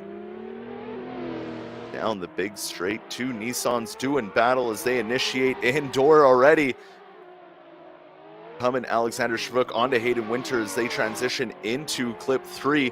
Already wheel to wheel, Alexander really putting it in on him as they transition through that final inside clip and crossing the line. And what a battle again here in the top 16. We go back to the replay here. Hayden out front being chased down by Alexander Shavrook. Here they go, entering in on this replay, and Alexander jumping right onto the door of Hayden Winter in that R33. Backs off, giving room for that transition, and then right back to it in that outside zone too, and then scraping the bumper there as they make that last and final transition. And there they go across that finish line.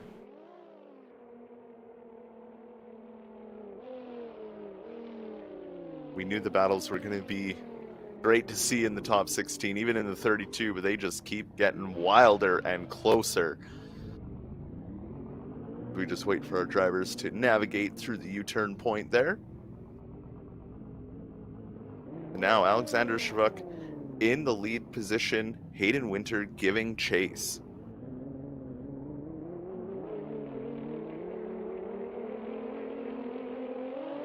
and off they go.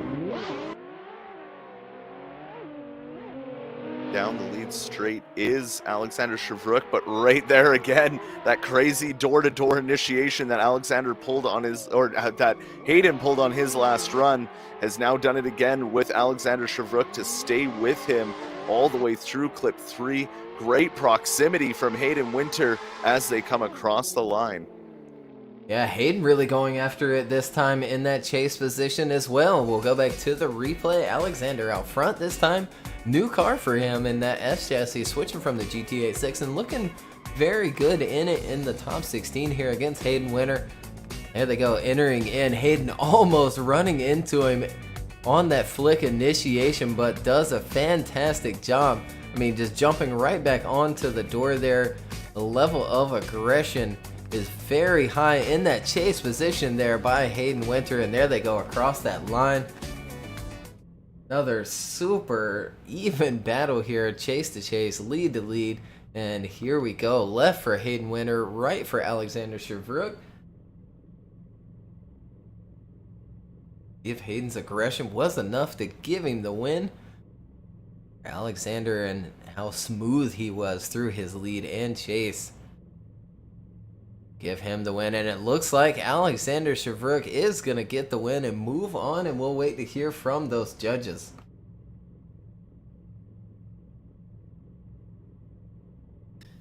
Alex takes the win there. It's literally lead to lead. They both do very similar things. They both drag a little bit of foot brake again through that first turn. Very hard to see if there was anything too untoward, but either way, they both adjusted to it very, very well. Hayden has a ballsy entry again on his chase run. It's just that overall Alex is able to mirror what Hayden does in the lead that little bit better. He's a little bit closer overall, and he's matching the angle just that bit more cleanly.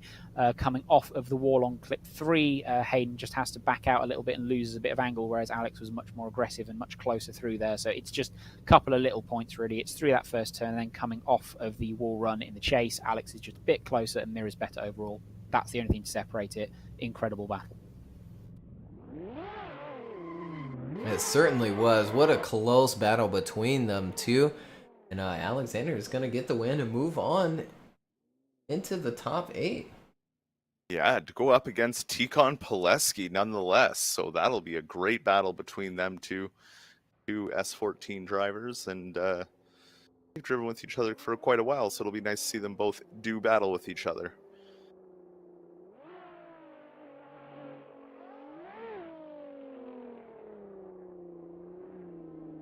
As we just wait for Alan Hines and Augusto Ferreira to get to the line. Alan Hines in that Pro Drift Academy S15. Augusto Ferreira in his S15. And we'll see both these guys duke it out for the next spot in the Grade 8. Absolutely. I think we're going to give a little bit of extra time for everyone in the group to connect. That way no one connects or disconnects, you know, in the middle of their run there. And there you see Alan just... Alan's reversed before, hasn't he? You see that? That was clean. He made it all the way through the pits. He didn't hit a single staff car either. Like...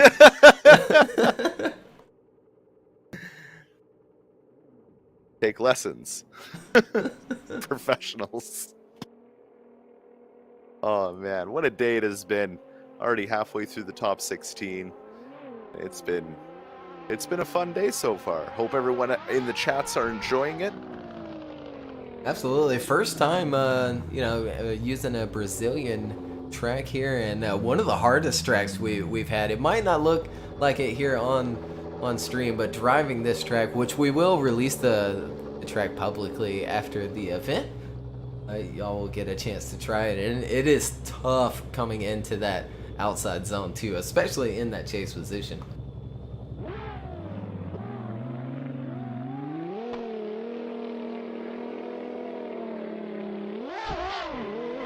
Alrighty, and off our two drivers go. Alan Hines in that Pro Drift Academy S15, Augusto Ferreira going right close to him in his S15. Battle of the S chassis as they fly into that first inside zone. But wow, Augusto washing out, but then keeping it together for that outside zone 2. And then transitioning now back down the hill. Augusto Ferrara showing the aggression and keeping it up on the door of Alan Hines. Yeah, he certainly did, reeling back in there in that first half of the battle. Again, Alan Hines out front being chased down by Augusto Ferreira.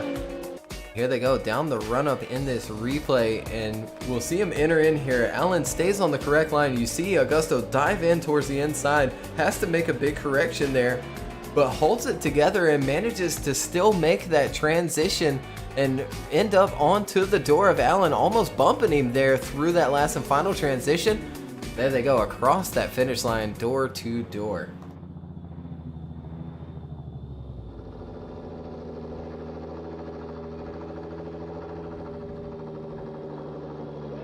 As we have them turn back around, Augusto Ferrara in that lead lane, Alan Hines giving chase. We will wait for those 3 lights to flash, and then it's time to go. Out of the gate they come. Lots of speed to build up on this massive straightaway before initiating in. Now let's see what they can do here. Augusto on a very good line. Alan Hines starting to reel him in as he comes in through clip number 3. There's Alan starting to get on the door and the wheel of Augusto as they transition bumper to bumper, and the push comes, and on the door is Alan as they come across the line. Yeah, he certainly was here. We go back to the replay again. Augusto out front being chased down by Alan Hines in that Pro Drift Academy S15. And they go down this again long run up, entering in maybe just a tad late by Augusto, but ends up on the correct line there. And you see that mirroring from Alan Hines in the chase position on that transition, and then reels him in through outside zone 2. Nice transition across that course there and across the line.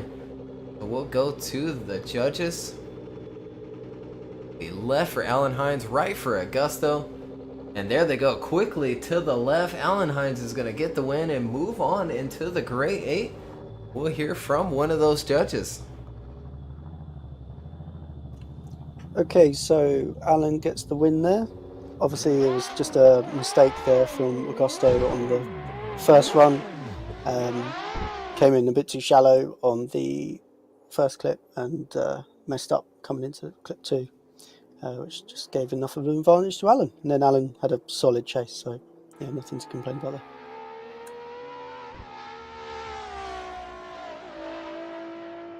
And there it is.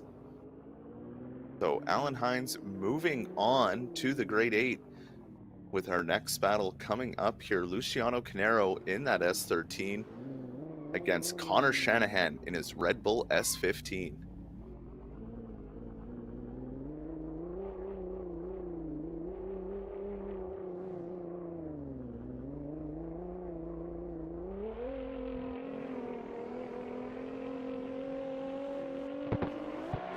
Off they go. Out of the start gate, there comes that Link ECU S13. Very close behind it, though, is the Red Bull S15 of Connor Shanahan as they initiate in. Good job from Luciano around that first inside clip, navigating it well. And Connor Shanahan goes into the wall, having to correct and re-enter the drift. Connor trying to get back into the fight, but the fight is already over. That would be, in my opinion, a 10-0 for Luciano.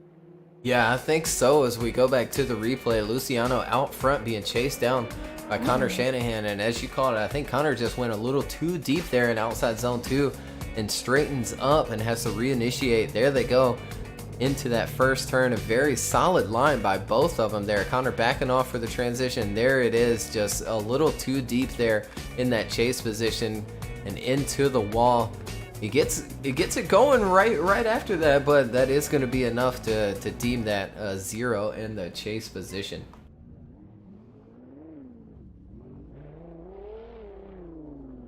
I mean, but a trooper that is Connor Shanahan driving with a broken toe today, so... I forget about that, yeah, on his left foot as well. Yeah, his left foot broken toe. Yeah, so stab foot, you know? Good for him for just coming up here and doing it anyway. as we get ready to send them for the second half of this battle in the Red Bull S15. Connor Shanahan in that lead lane. Luciano Canero in that Link ECU S13 giving chase. Up the long straightaway they come. Proximity is everything out of here as you here see a gap build, but then right away Luciano starts to bring it in. A little wide goes Connor Shanahan, and then backwards into the wall goes Connor once again. Oh no.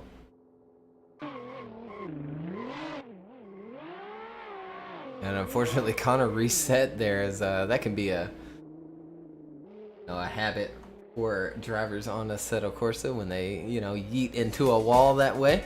But we'll go back to the replay and see what we can see here.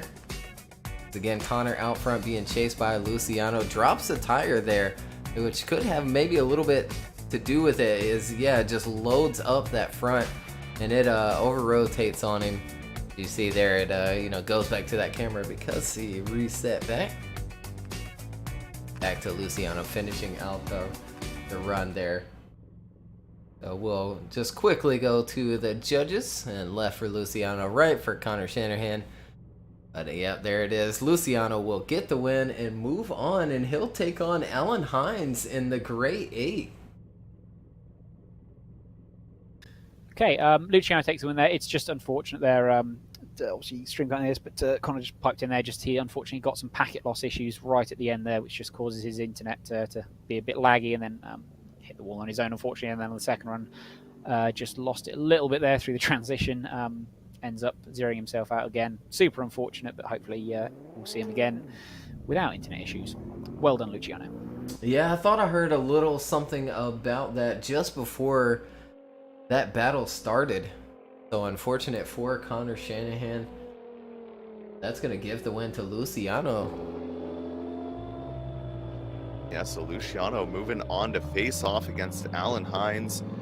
And then our next and second last battle of the top 16, Victor Alves in that D-Max S15 against Reese Tatterson in his Pro Drift Academy S15. No, you're not seeing double here.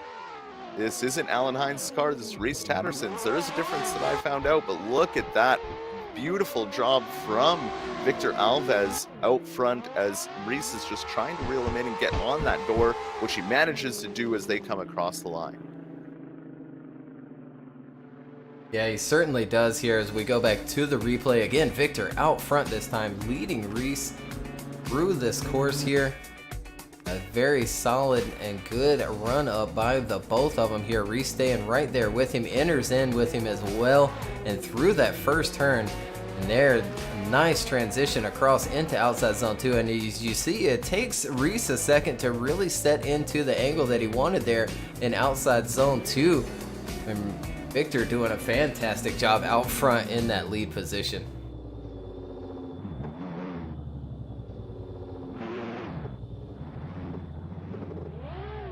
Now here they are back up at the front, ready to go again. Reese Tatterson in that lead lane, Victor Alves going to be giving chase.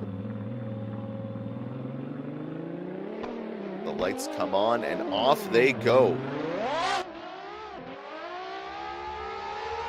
Screaming down the straight are these two Nissans and initiating in. Reese Tatterson doing a good job on line so far. Victor Alves right close beside him. As they come through clip 3, a good proximity from Victor. Is a little nudge there as they come out of clip 3 and transitioning into that last inside clip and across the line. Oh, maybe a little over aggression there in the chase. Here we go back to the replay again. Reese out front, leading Victor Alves this time. In the second half of this battle, Reese getting off to a good start here. Big flick initiation he's been doing all day. Does end up on maybe a little bit inside of a line there and has to work himself around that inside clip, but then gets onto that wall there and just leaving it. Yeah, it does look like maybe a small tap there by Victor in that chase position. Again, we will go to the judges. Left for Victor Alves, right for Reese Tatterson, who's going to get the win and move on into the top 8. And look at there, Victor is going to get the win and move on, and we'll hear from the judges. Unanimous decision by all three. Victor takes the win on that occasion. It's just lead to lead. Victor is cleaner overall, specifically when we come through that first turn. Reese cuts a little bit too tight a line, has a bit of a bobble just before clip 2, then gets it back together again. And then as we come through into clip 3, at the end of clip 3, Reese just has a strange angle up. He angles up quite heavily, which is hard to chase, and obviously that then causes Victor to hit him. They carry on through and finish the run. That's not a problem. On the reverse of this, Victor has a really, really, really good lead run. And then it's just a case of Reese just makes a little mistake as he comes off clip 2 into clip 3 in the chase, low angle, and then matches back up at the rest of the run. So at that point, it did leave, in my opinion, it left the door open for Victor, but unfortunately there on the reverse of that, Reese does not put down as clean a lead run, which means it's not as easy to follow for Victor. And then the mistakes that were made there, we feel it was Reese's fault for the contact, therefore Victor takes the win. Wow, what an end to that battle, with Victor Alves taking out Pro Drift Academy driver Reese Tatterson. As we now have our final battle of the top 16, Una Warninen in his BMW, Alexander Element in that S14, ready to duke it out to claim that last spot in the Grade 8. The 3 lights go off, and here they go. Down that long straight, trying to get the traction. Element right there, though, in the pocket, ready to go as they initiate in. Una on a great line as they transition, just scraping the bumper along clip 3 as Alexander Element starts to close up the gap that he was established. Now they transition. Alex is right on the door of Una as they cross that line. Yeah, Una looking better and better each event there in that massive BMW he's got. We go back to the replay again. Una out front being chased down by Alexander Element and entering in very nicely and following that correct line, grabs that inside clip and then smooth transition into outside zone 2 and holds that line all the way through. Great transition again there. And there you see Alexander Element reel him in and follow that door across the finish line.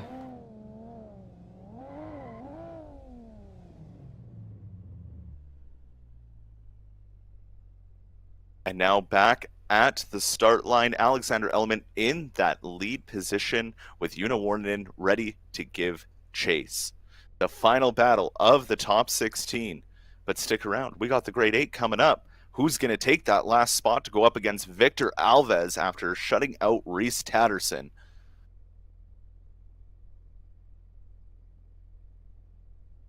As we wait for those 3 lights. 1, 2, 3, and off they go. Down that main straight comes Alexander Element. Una right behind him, initiating in. And look at that great line from Element, just grazing that front clip as they come into clip 3. Una really trying to put on the pressure and get up in that door as they leave just enough room for the transition. Now putting on the pressure is Una as they come across the line. Yeah, right there on his bumper for that last and final transition. We go back to the replay again. Element out front this time, being chased down by Una Warninen in that BMW. There they go, down that long run up, a gap established by Element. And a nice line there across that inside clip. Good transition into outside zone 2. And there you see Una reeling him in and right there on the bumper. And dives down into the pocket there, across that finish line. Once again, to the judges, left for Una, right for Alexander. Who's going to get the win? Our last and final battle of top 16. Winner of this will move on to face Victor Alves, the Grade 8.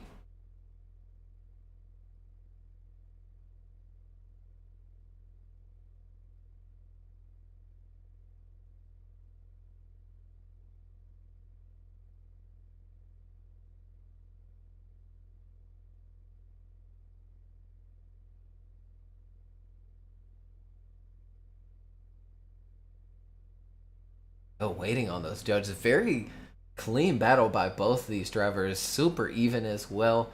Both of them had a very similar proximity in the latter half of the course. Oh, maybe we'll see it one more time here in the top 16. And we will, as soon as I say that, all three judges pick one more time. So we'll hear from the judges on why they chose it. And we'll see them one more time.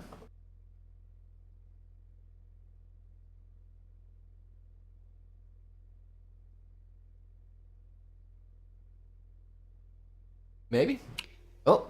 Okay, so that's a one more time from us. Basically, you both killed it for most of that. Yuna had a pretty much perfect lead run. Element also brought a great lead run. Yuna could have been a bit closer on clip 1 to 2, but otherwise was amazing through the rest of it. Really, really close chase. Could have matched angles slightly better. Alex was a little bit off of Yuna on 3 on his chase, but then matched angle better through the rest of it. It was really aggressive. So yeah, it's just chopping and changing. You could say either one, so we say one more time. And I think a one more time is good indeed between these two. It was so close between each of them. 100% agree with a one more time decision. Absolutely. Such a close battle between these two in our last and final battle of top 16.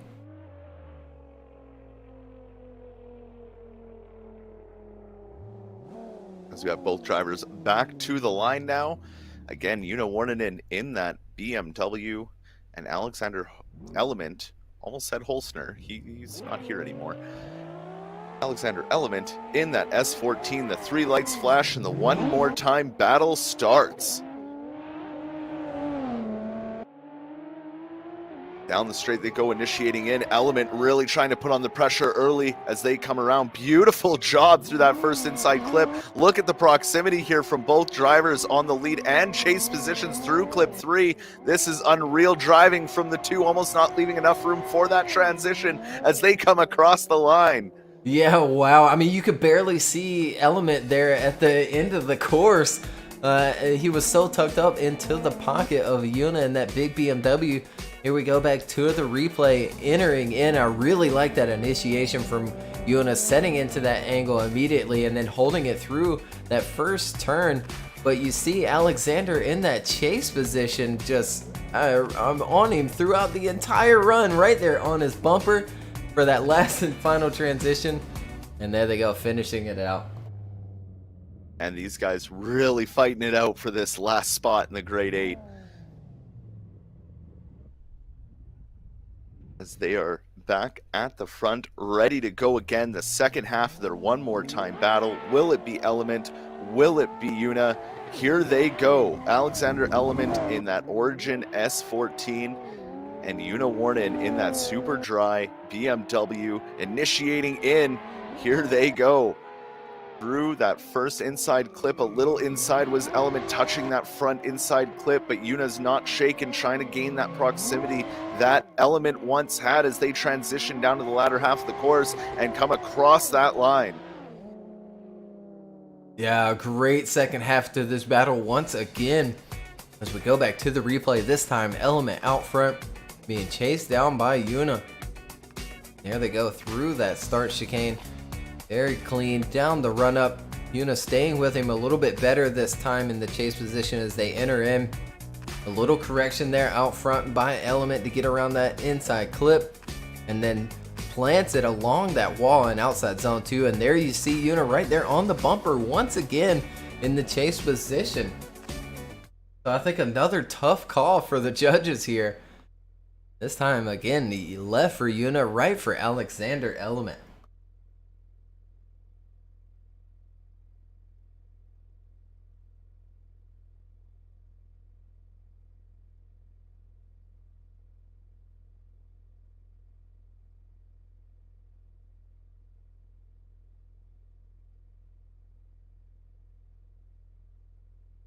Couple of one more times already in the chat. Could we get a second one more time, or the judge is gonna be able to call a winner?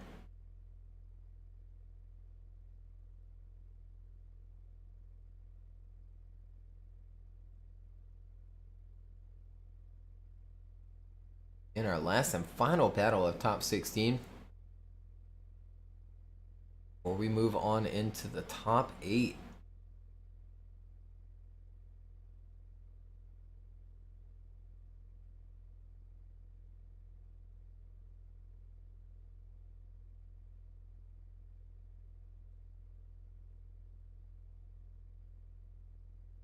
Yeah, a lot of deliberation time from the judges. Feel free to cut me off if they do start talking. Amazing job by both these guys, just throwing on a show for the end of the top 16 here. And we still have the grade 8 and the final 4 and then the final battle, including the third place battle to get through. Like, we knew the battles were going to get close, but now it's, wow, they're getting close. They certainly are.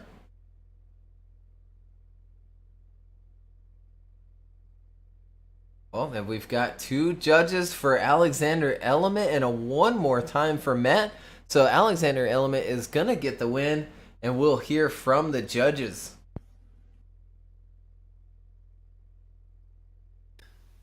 Element takes the win there. Myself and Ed have gone that way. Matt just wanted to see it one more time. So from our perspective, it's a case of the mistake that Element has in his lead run, where he has a slight angle up coming into clip 2, doesn't then excuse Una for the rest of the run not being as close.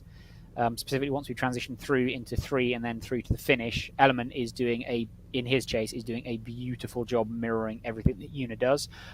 Full marks, absolutely full marks to Una. It was a fantastic lead run. Obviously, it always takes a great lead to have a great chase, but we didn't feel that anything that Element did in his lead beyond the clip 2 angle bobble thing was any worse than what Una did, and Una wasn't able to be as aggressive throughout the rest of the run nor as close, whereas Matt just felt that the bobble that Element had in his lead just made it just for him, just so that it was a little, he felt, I think, a bit unfair towards Una compared to what he had put down in lead. So I want to see it one more time again. As I say, myself and Ed just thought that it wasn't enough, and Element had done a beautiful chase.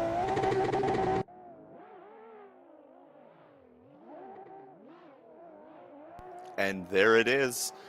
Alexander Element getting the win over Una Warninen, which leads us into our first Grade 8 battle. We will have Andreas Linné in that Pixel Esports Toyota Supra against Stephen Hatcher in his RX-8.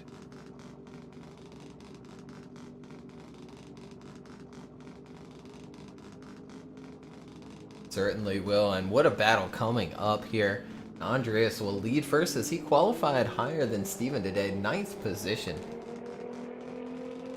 Yeah, an outstanding performance today by Andreas. Is really feeling at home on this track, and you know, he's been fighting hard for the first 3 rounds, so it's good to see him coming through on round 4 here and making it as far as he has. Yeah, really settling into that A90 Supra as Andreas and looking good in it. But Steven coming off a very good performance in DMVC. Well, let's see if he can, keep that momentum going.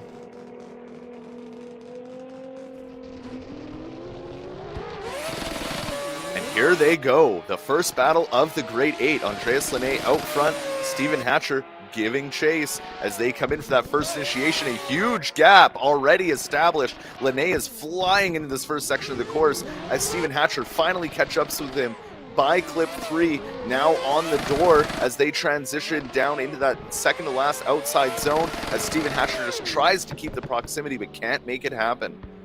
Yeah, you could really tell Andreas was going after it there, the way he left that start light. So we go back to the replay, just flies through the chicane there and then gets off to a really good start. And you see Steven back there trying to grab traction. Creates a little bit of smoke there, which could cause that gap. And there he has to sacrifice a little bit of that line in the chase position to reel Andreas back in. And Andreas does exactly what he needs to do in that lead position and finishes out the first half of this battle. Yeah, what a great start to it all. Andreas, like I said, is literally on fire today, as you see out of his Supra. Good timing. I enjoy this. The 3 lights go out and off they go again. Stephen Hatcher in that Valentino Tires RX-8 against Andreas Linné in that Pixel Esports Toyota Supra. Initiating in they go, and huge aggression from Andreas as they transition in, trying to keep it on his door, but a great job from Stephen Hatcher here through clip 3, just nicking the back bumper on that wall as they come through the latter half, the final corner, and across the line they come, door to door. Yeah, they certainly do. As we go back to the replay once again, Steven Hatcher out front this time, being chased down by Andreas and his A90 Supra, and another good start from Andreas here, staying right there with Steven, even initiating before he does. And then reels him in, backs off for that transition, does end up on a tighter line there in the chase, but works himself back out into that outside zone 2, gives room for that final transition, and then reels him in for that finish line.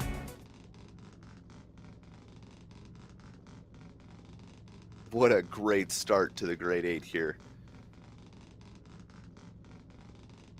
Certainly was. We'll go left for Andreas, right for Steven Hatcher, who's going to get the win and move on to the final 4.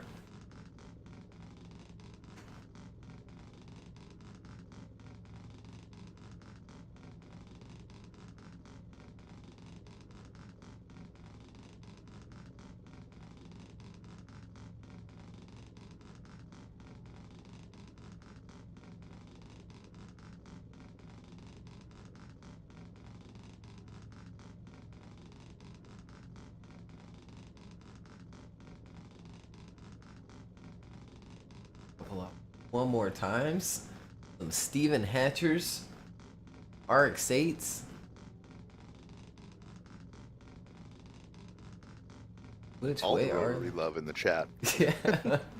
RX-8 or Supra? Great answer. The best one. One more time? Who'd like to see these two go at well, it again? Chris did choose one more time. Matt chooses one more time. Ed chooses Steven. So we are going to see him go one more time. And we'll hear from the judges on their split decision. One more time, please. Ed did give that one to Stephen in the end, but myself and Matt, we just want to do that one more time. We feel that lead to lead, they're both not perfect. You both, so for me, Andreas misses clip 2 a little bit worse than Stephen, but they're both a little bit off clip 2. Both aren't quite as deep as they could have been in the wall, nice and early, and then they both miss out on clip 5. And then in the chase, Stephen just, I think, got caught sleeping a little bit down the straight, and then on the reverse of that, Andreas then in his chase has sort of a slightly odd angle moment coming into the third clip. So for me, it's just, I just don't think there's a winner in there. I think it's, I would just like to see that one again, see it cleaned up and see if we can get a full pull on 2 runs and get a winner. And there it is, one more time between these two great drivers here at the start of the Grade 8. As we have, again, Andreas Lene in that Pixel Esports Toyota Supra up against Steven Hatcher in the chase position in that Valentino Tires RX-8. Initiating in already is the Toyota Supra of Andreas. Huge gap right away as they transition into clip 3. Not as deep, but there he goes onto the wall now as Steven Hatcher starts to catch up with him, transitioning back down the hill, and another gap established with Hatcher having to insanely cut the line just to keep up with him to the finish line. Yeah, another really good start there by Andreas in the lead position as we go back to the replay here. And yeah, it even looks like Andreas, gave a little bit of time for Steven to stay with him there. And it looks like Steven broke traction again on the run-up, which caused that gap. But then you see Andreas have to make that correction there in the first turn to get himself around that inside clip. And there, as you called it out, Steven cutting the line there in that last section of the course and running over that inside clip. But we'll switch them up.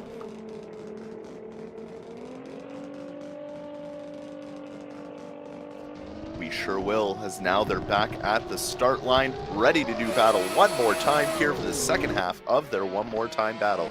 Steven Hatcher out in front, with Andreas giving chase flick initiation from Steven Hatcher. Andreas getting right up onto him as they come through that first inside clip transitioning. Hatcher hits the wall hard, trying to keep it going. Hatcher stays on that throttle. Andreas backs off a little bit in case of a spin out, but now gets back on it. Hatcher and Andreas on the throttle right through to the end.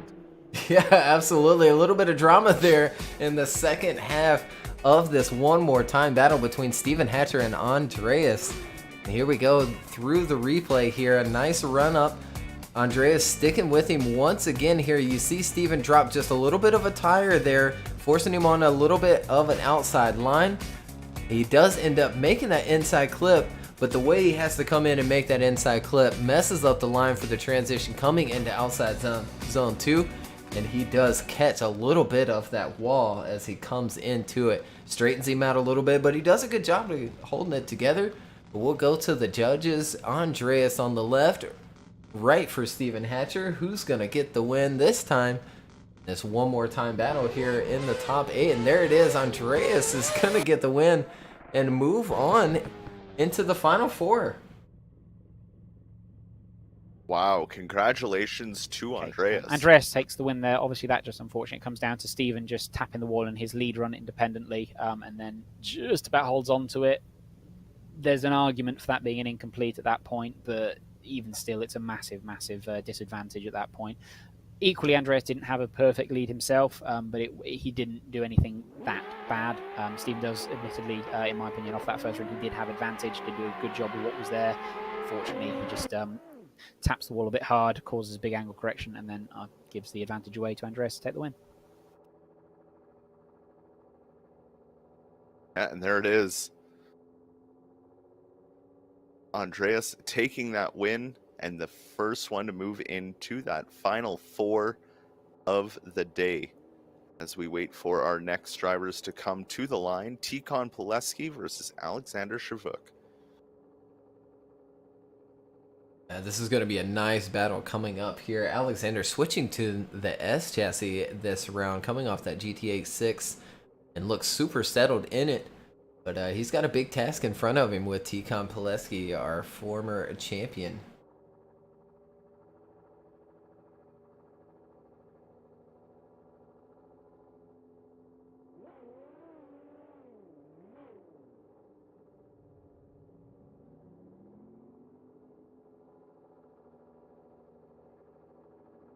Just waiting on those two to come to the line there.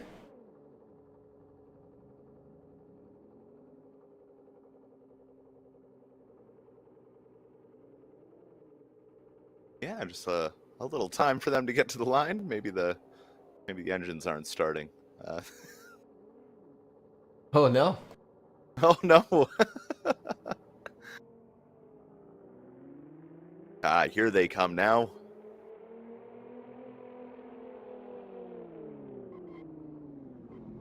Tikhon gonna get some heat into those tires quick, but a reset there from Alexander. They're just going to get some heat into those tires, which they will need. Sometimes you need to scrub them in, get a little bit of heat going, keep that right grip that you're looking for in the cars as they come up to the line. So in your lead lane there, Tikhon Pileski in that D-Max S14, and beside him is Alexander Shavuk in the chase position in his S14, new to him for this round. The 3 lights blink out, and off they go. Down the straight, trying to keep traction. And initiating in, Tikhon already right to angle, but Alexander is already on the door of him as they transition into clip 3. Alexander not giving him any room, wheel to wheel with Tikhon Pileski as they transition down that hill into the last 3 clips. No room to be had as they cross that line. Whoa, what a start to this battle here. And we go right back to the replay again. Tikhon out front being chased down by Alexander Shavuk. Both in S14s. Very good run up by both of them, very even, both initiating together there. And you see Alexander reel him in very quickly. Nice snappy transition across into outside zone 2. Both of them filling that zone very well. Alexander backs off a little bit to let Tikhon transition, and there they go across that finish line, door to door.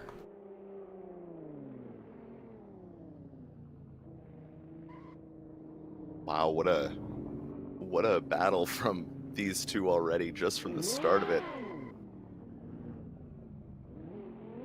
We have Alexander back at the line, Tikhon overshooting it just a little bit as he finds the U-turn point. It's a new track we've never driven here before. We'll give them that. Here in the wonderful land of Brazil at Londrina, as they are ready to do the second half of their Grade 8 battle. Alexander now giving his lead performance with Tikon Pileski giving chase. Off the line they come and straight down that straightaway. And initiating in already. Oh, lots of angle from Alexander as he transitions and gets it into that wall. Tikon's trying to get into that proximity and keep it on the door of Alexander as they transition back down the hill. Now Tikon getting up on there, but was it close enough? I'd have to. That chase from Tikon just now was insane. As judges went over in the drivers' meeting to that lead driver to not drop speed before they make their transition, and they need to make it through it and after that transition. As we go back to the replay here, Alexander is on a really nice line, but you can physically see there the amount of speed he drops around that inside clip, and Tikon still manages to back off, let him transition, and then jump right back onto the door without going into the wall. It's just insane in my opinion. So we'll wait to see what the judges will say here. It's going to be left for Tikon Pileski, right for Alexander Shavruk.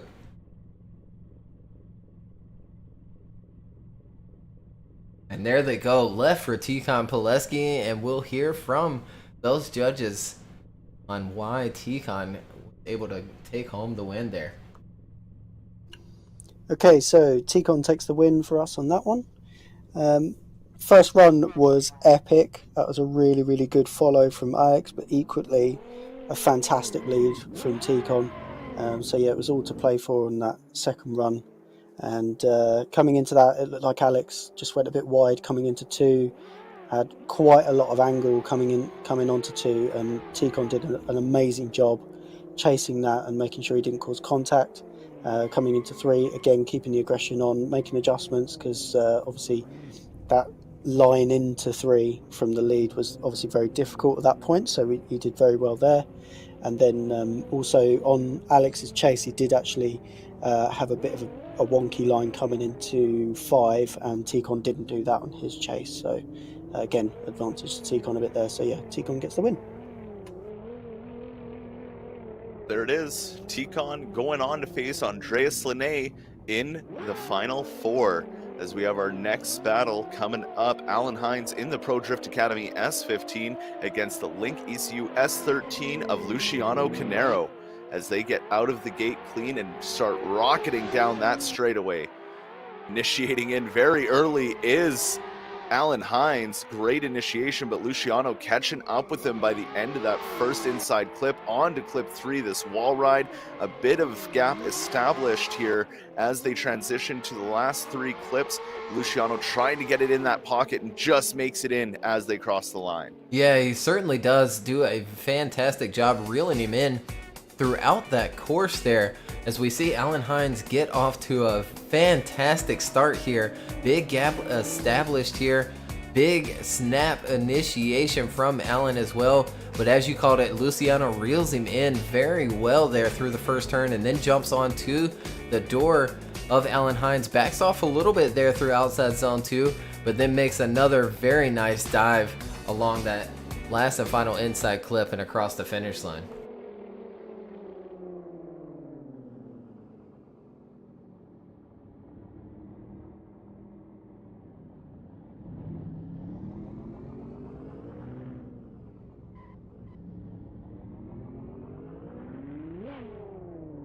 And back at the line are the 2 drivers ready to duke it out once more. Luciano Canero now in the lead line. Alan Hines giving chase. The 3 lights blink away and off they go. Rocketing up that straightaway once again. Ready to initiate in. Here they go. Luciano on a great line, but Alan Hines already putting the pressure down on him as he hits that clip 3, and wheel to wheel is Alan Hines with Luciano. Luciano doing a great job out front though as they transition down the hill, leaving that room, but Alan Hines is stuck to him like glue as they cross that line. Yeah, he sure was there in that chase position. As we go back to the replay again, Luciano leading Alan Hines this time in the second half of their top 8 battle.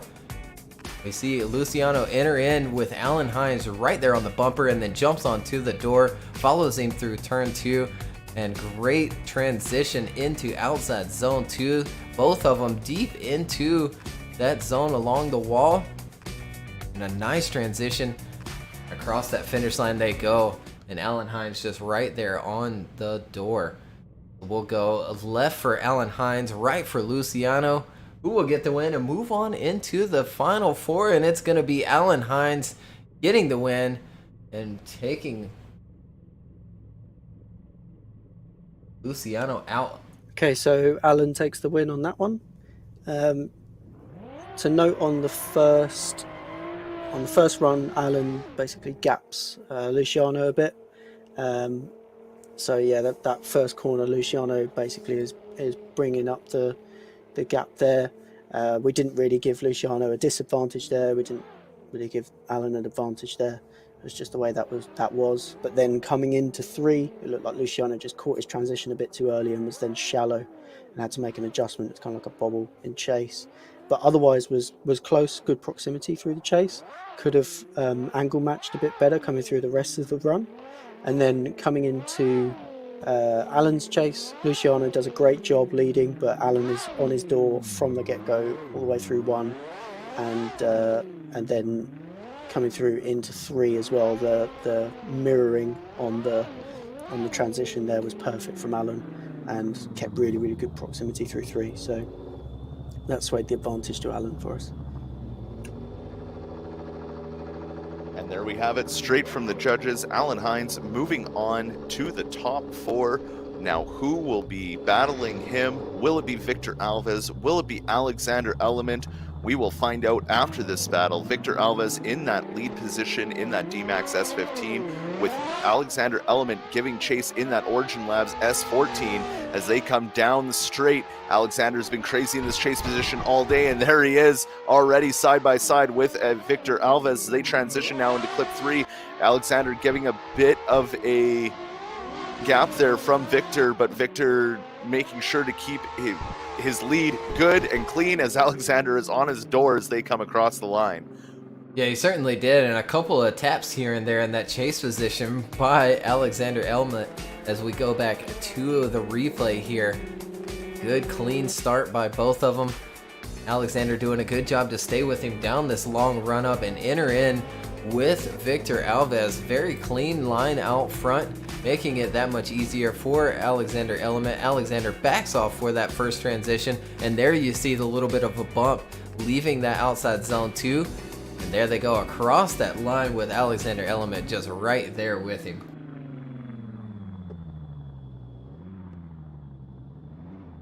Yeah, Alexander Element's been strong in that chase position all day, but Victor Alves has put on an amazing performance here. So let's see if they can continue this momentum as they are switched around and ready to do battle one more time here. Let's see who will be going on to face Alan Hines. Will it be Element? Will it be Alves?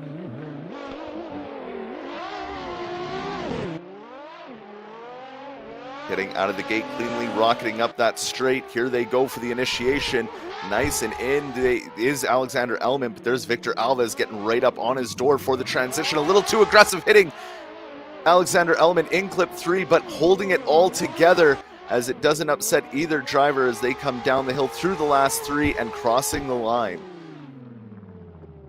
Yeah, another, couple of bumps here and there in that chase position. We go back to the replay this time. Victor Alves in that chase position, chasing down Alexander Element. And there they go, entering in. Victor on a little bit tighter line there, but ends up into the pocket of Alexander Element. And there you see the snappy transition sort of bounces off Alexander Element, almost straightening Victor out, and he has to get back into it and does a fantastic job doing so and keeping the run alive. So we'll go to the judges this time. Left for Victor Alves, right for Alexander Element, who's going to get the win and move on to face Alan Hines in the top 4.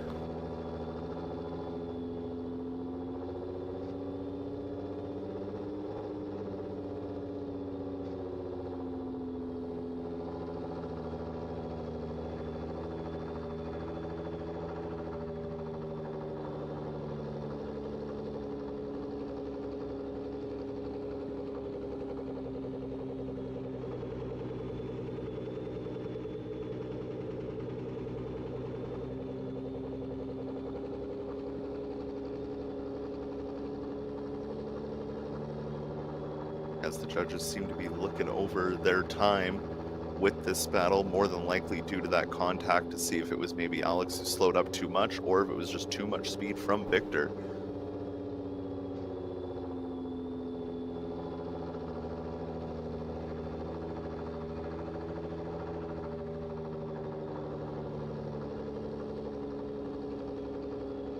The judge is certainly deliberating here on this call.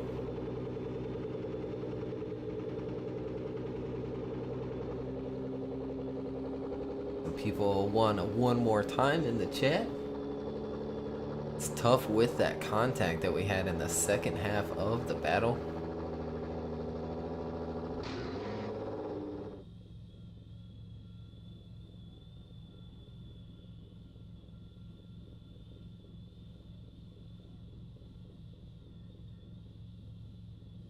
Left for Victor, right for Alexander. Suspense is building. I was going to say, if we say it enough, the graphic will change. We know they can hear us. But what about the chat? What do you guys want to see? Is it Element? Is it Alves? Is it a one more time? I see more one more times than anything, I believe.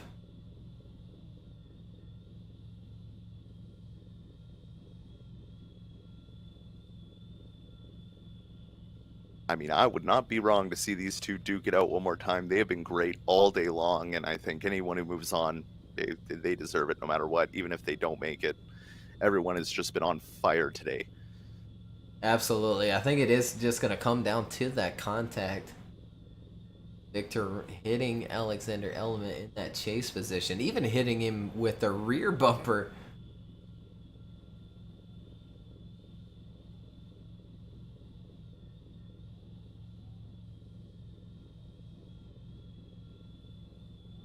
And there they go. Chris and Ed are going to slide left for Victor Alves, and Matt is going to slide right for Alexander Element. So another split decision, and we'll hear from those judges.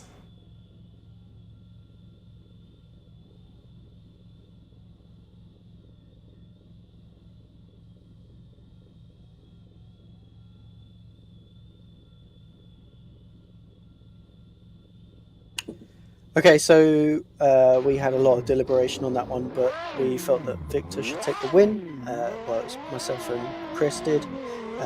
Matt felt like it was Alex's win. It was basically, it came down to that contact on the second run.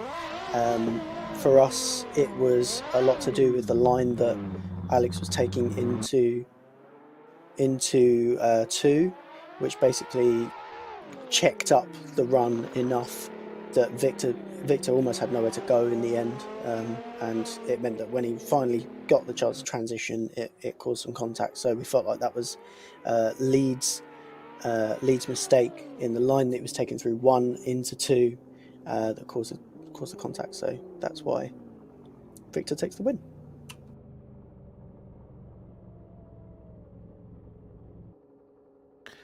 Well, there we have it.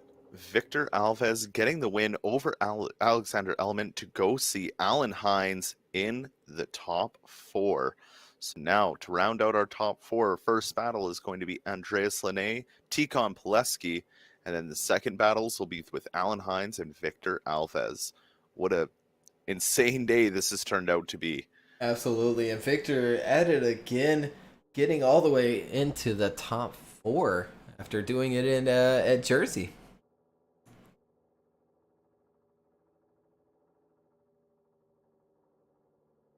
Victor's been very good lately. I mean, another shout out there to Andreas for making it as far. I mean, I think this is his highest finish this year, so good for him. Let's see if he can keep the momentum going. And Victor, that'd be cool to see both of them in the finals. I wouldn't disagree with that. Absolutely, it does look like Chris needs to rejoin once again. We'll wait on him. Settled in there. And then again, we'll bring our first battle, a top four already. Almost done with the event. Almost, man. It's almost like we started this a few hours ago.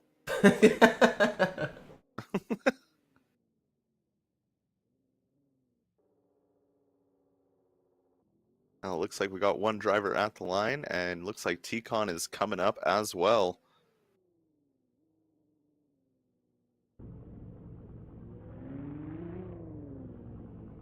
Get another shout out quickly to Grip Royal. And what was that discount code again?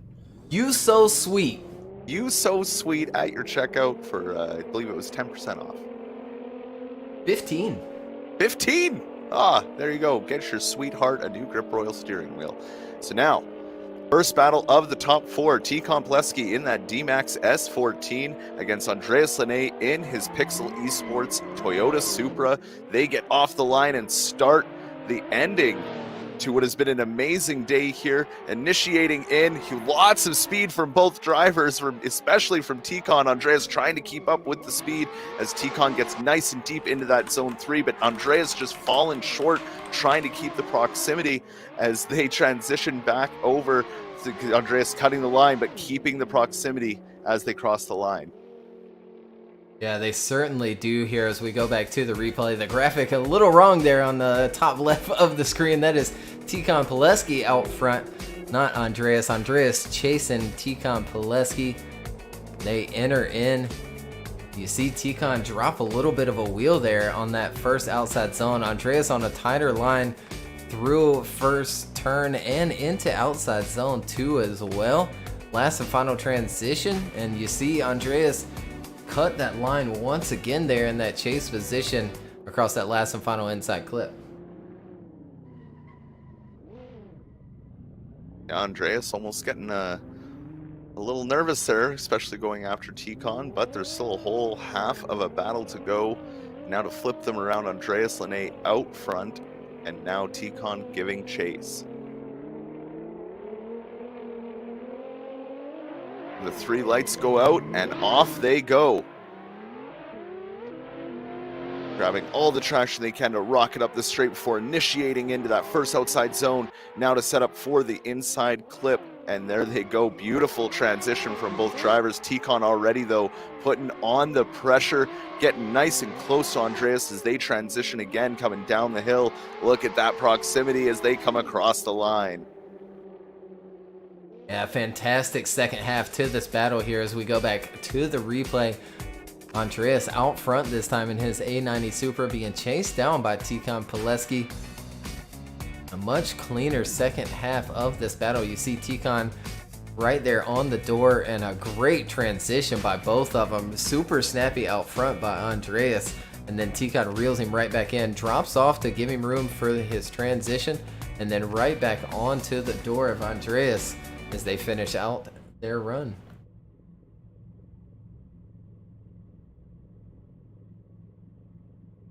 So once again here, left for T-Con Pleski, and there they go. T-Con Pleski is going to get the win. Lead to lead, they're both not perfect leads. T-Con has a bit of a shimmy coming into sort of clip 2 a little bit, and then Andreas on his lead is a little bit off the wall run. It's just chase to chase. T-Con adapts much better to what Andreas puts in front of him as opposed to what Andreas does with T-Con, especially coming into that clip 3 area in Andreas's chase. He just has the same sort of strange thing where he just transitions almost a little bit late and then just ends up a long way inside of the line and then gets it back together again. But T-Con doesn't have the same mistake, follows much more cleanly overall, so takes the win.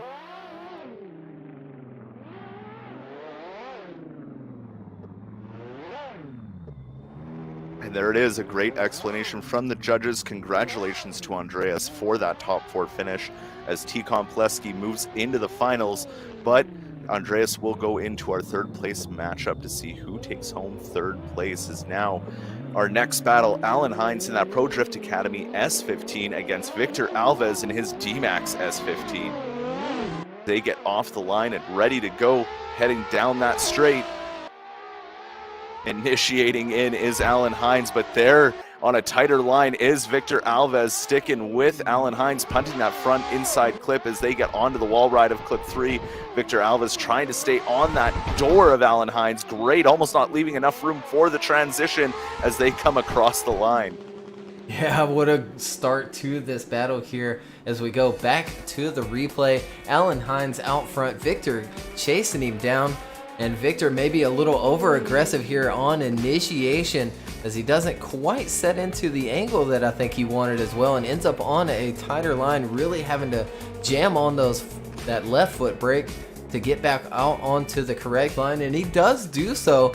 And right into the pocket there, giving Allen a couple of taps in the chase position, not quite letting him transition across, which really seems to work out not so hot for Victor more than it does Allen. It doesn't quite let him transition there in the chase position. Yeah, that's exactly what it looked like to me, just not enough room in that transition, but they're here to do it out one more time. Who's going on to see T-Con Pileski? Is it Alan Hines? Is it Victor Alves? The three lights go out and off they go. Rocketing up that straight, hearing those engines roar. Initiating in is Victor Alves. Alan Hines right there with them as they come through that inside clip, transitioning for the wall ride of clip 3. There's Alan starting to regain that proximity and get right up on the door, leaving that room again to transition to that last inside clip. And on the door, pushing him through the line, was Alan Hines. Yeah, absolutely. What a chase run by Alan Hines there in the second half of this battle. This time, Victor leading Alan Hines. We go back to this replay. A good start by both of them. Allen stays with him through this run up, and Allen does what he continues to do in that chase position with the straight line initiation there and staying with Victor. Very snappy transition as well into outside zone too, and Allen doing exactly what he needs to in that chase position and dives right back into the pocket of Victor Alves as they cross that finish line. And there's Victor giving him a little thumbs up to the crowd and everybody else. I love that emoticon so much. That's so cool. Absolutely. And there they go. Left for Alan Hines. He will get the win over Victor Alves, and we'll hear from those judges. Okay, so Alan takes the win on that one. Basically came down to that first run. Victor had a bit of a mistake coming into the first corner, was very shallow, had to make a big adjustment. And then also coming out of 4 as well. Transitioning into 4, sorry. There was a bit of contact, and that actually messed up Victor more than it did Alan. So, again, Victor's issue there. And then on the second run, again, just a really, really great chase from Alan. Really great angle matching and mirroring, and great transition into 3 as well. That was a stand-up chase.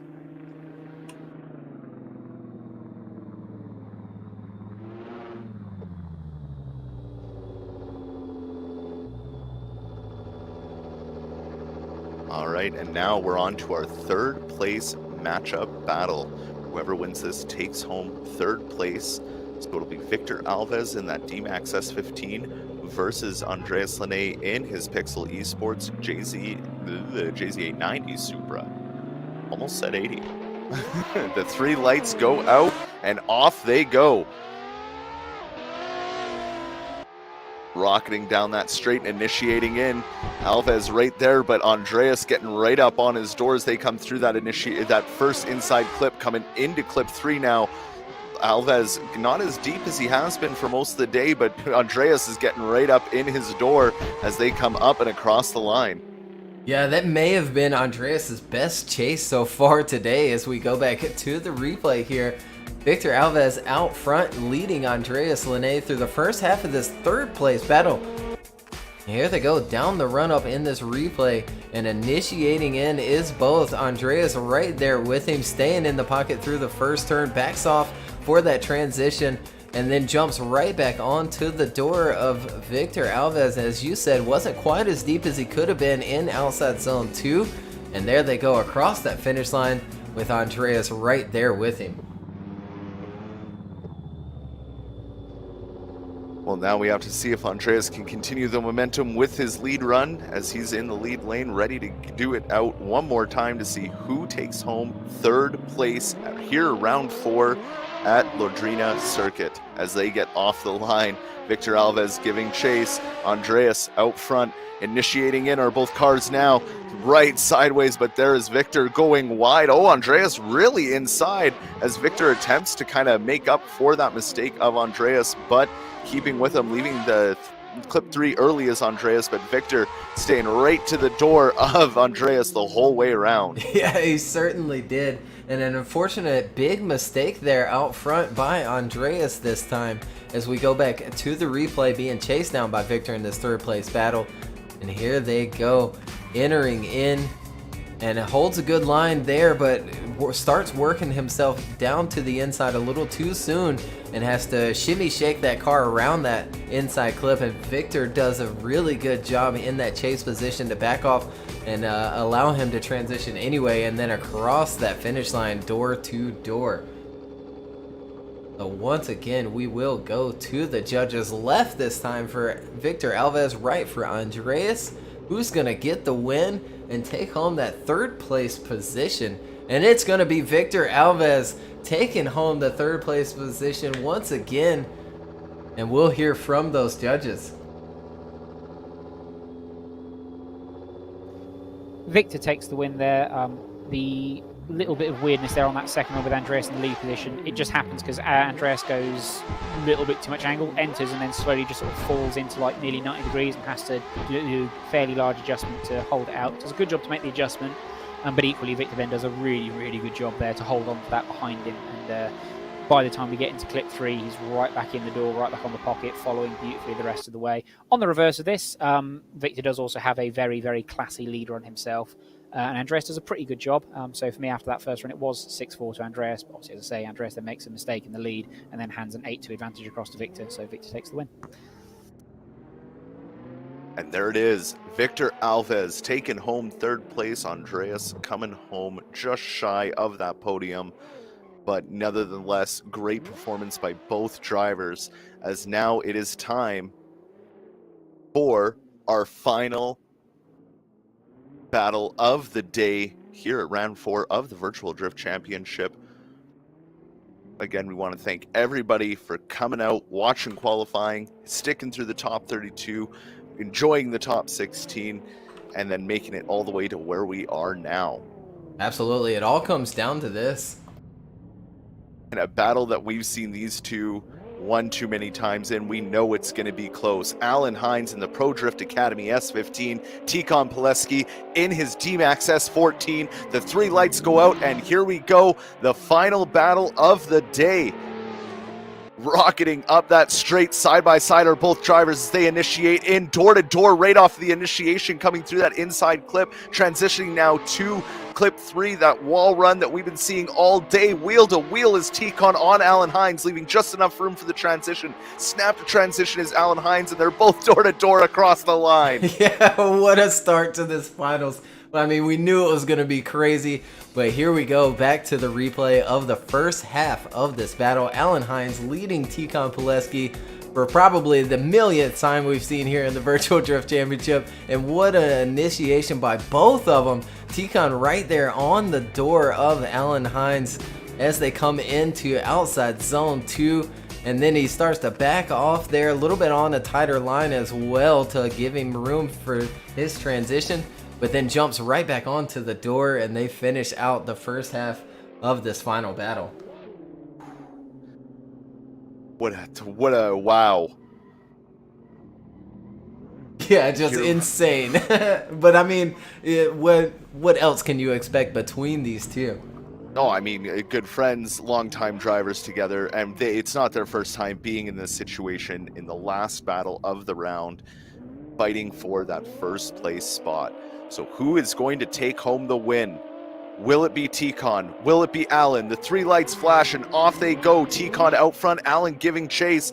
T-Con gets good traction out of the gate, but Alan is right there with them as they come and initiate really early in. Door to door already is Alan onto T-Con as they transition into clip 3. A little deeper goes T-Con, but right there wheel to wheel is Alan Hines with them. There's no change between these two drivers, scraping bumpers as they transition into that last inside clip, and across the line they come. Oh man, I did not think Alan was going to give T-Con enough room there to make that last and final transition. As we go back to the replay again, T-Con leading Alan Hines and entering in.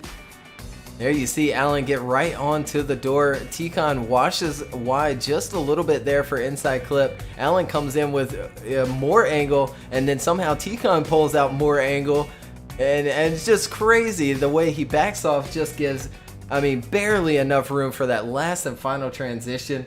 But we'll go to the judges here on this last and final battle. Left for Alan Hines, right for T-Con Pileski, or could we go one more time here in the last and final battle? I would love to see it one more time, but let's just say that that was one leg spike away from being anyone's battle. Absolutely. As unfortunately Alan's been experiencing those little bit of lag hiccups, but all smooth through that run there. They I'm finished sure if it it wasn't, out. I would be on the phone with my ISP so fast. I'd be changing providers. Absolutely. Judges are certainly going to take their time for this one. Seeing some Allens in the chat, some one more times in the chat, some T-Con Pileski.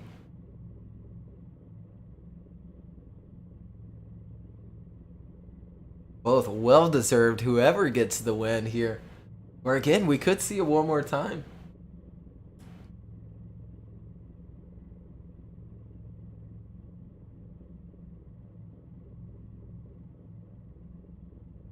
Part of me wants one more time. I think the fans want a one more time. I want to see these guys just like, how many one more?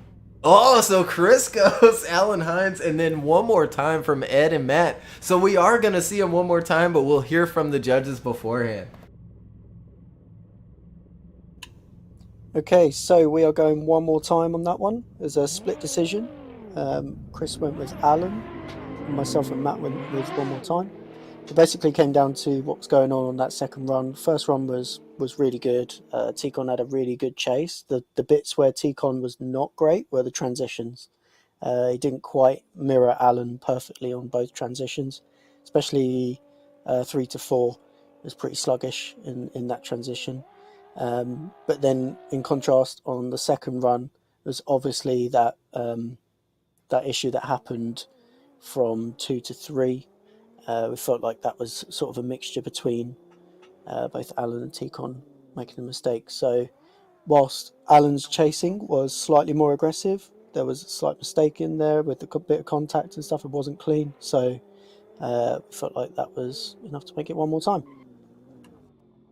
Yep. All it is for me is I agree with what the boys said. It's just for me that I felt that the line that T-Con took in his lead was just a little bit more awkward coming through 2 into 3, and he was on the left foot brake for me a little bit too long, hanging up a little bit, which caused a bit of contact and then separation. So for me, that just gave just enough just to push it over to Alan taking the win. Obviously, very tight margins, so it's one more time by majority rules.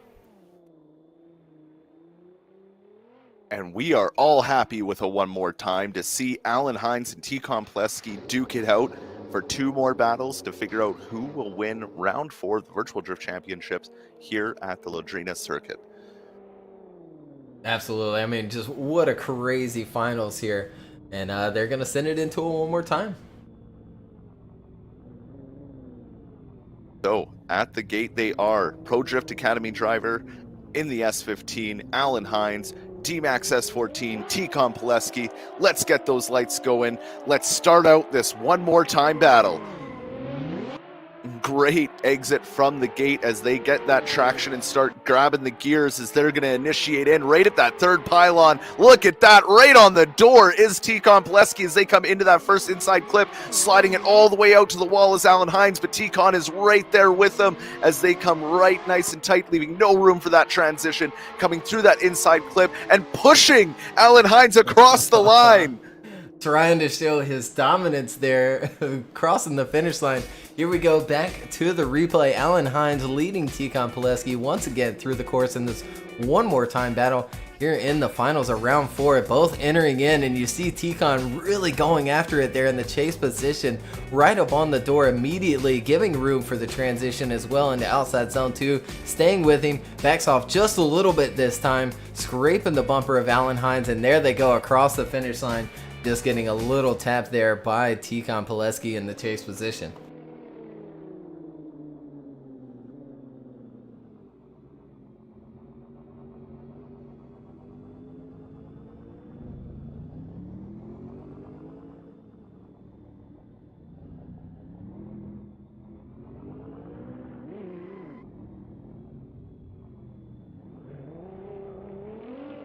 And back at the line for their second half of this one more time battle to decide who will win today. Tikhon Pileski, Alan Hines, off they go. Trying to get out of that gate with all the traction they can find. Look at this already side by side as they initiate in. A little bit of a gap, not as close as Tikhon was. Currently dying as a commentator as we come through clip 3. I'm going to try and power through it though as we see Alan Hines just all over Tikhon and pushing him across the line. Absolutely, as we go back to the replay, we certainly hope you're okay, Tanner. Oh man, it did sound like you were dying there. And here we go.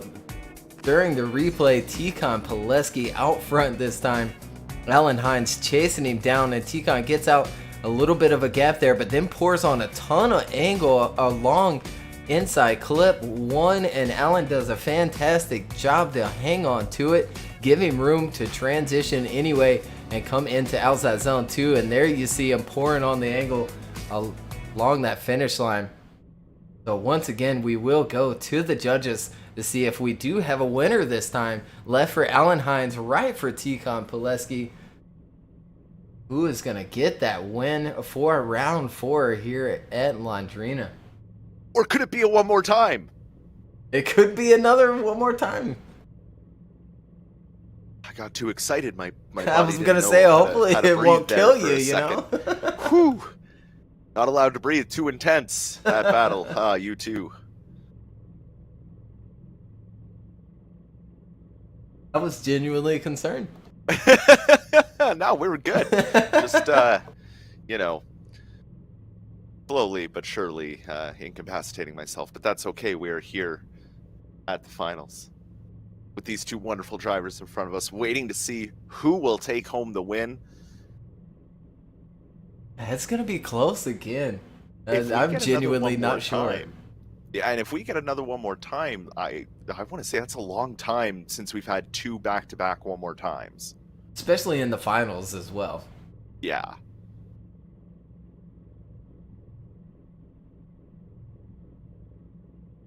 They just sit there patiently waiting, staring into the abyss, waiting for that wonderful call from the judges to say who takes home.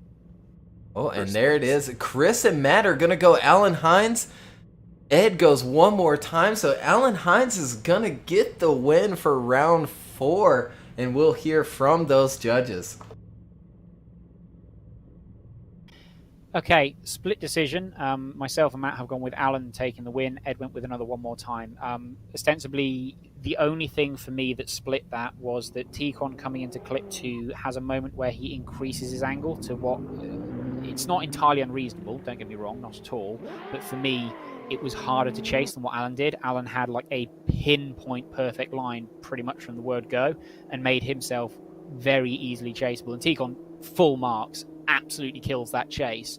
But on the reverse of that, I felt that Tikhon's lead was not as easy to chase as that. And as such, for me, Alan still does a really, really convincing job to make as best a job as he can, despite the fact Tikhon has a lot of angle coming into 2 and a slightly odd transition because of that into 3. Alan handles that beautifully. And then there is a little bit of contact there, just sort of at the line on the last corner, where again Tikhon carries loads of angle. But as I say, for me, it's that critical point coming into 2 where Tikhon has to angle up a bit to force the car to drive in to make the inner clip. And for me, that was enough to just give it to Alan overall.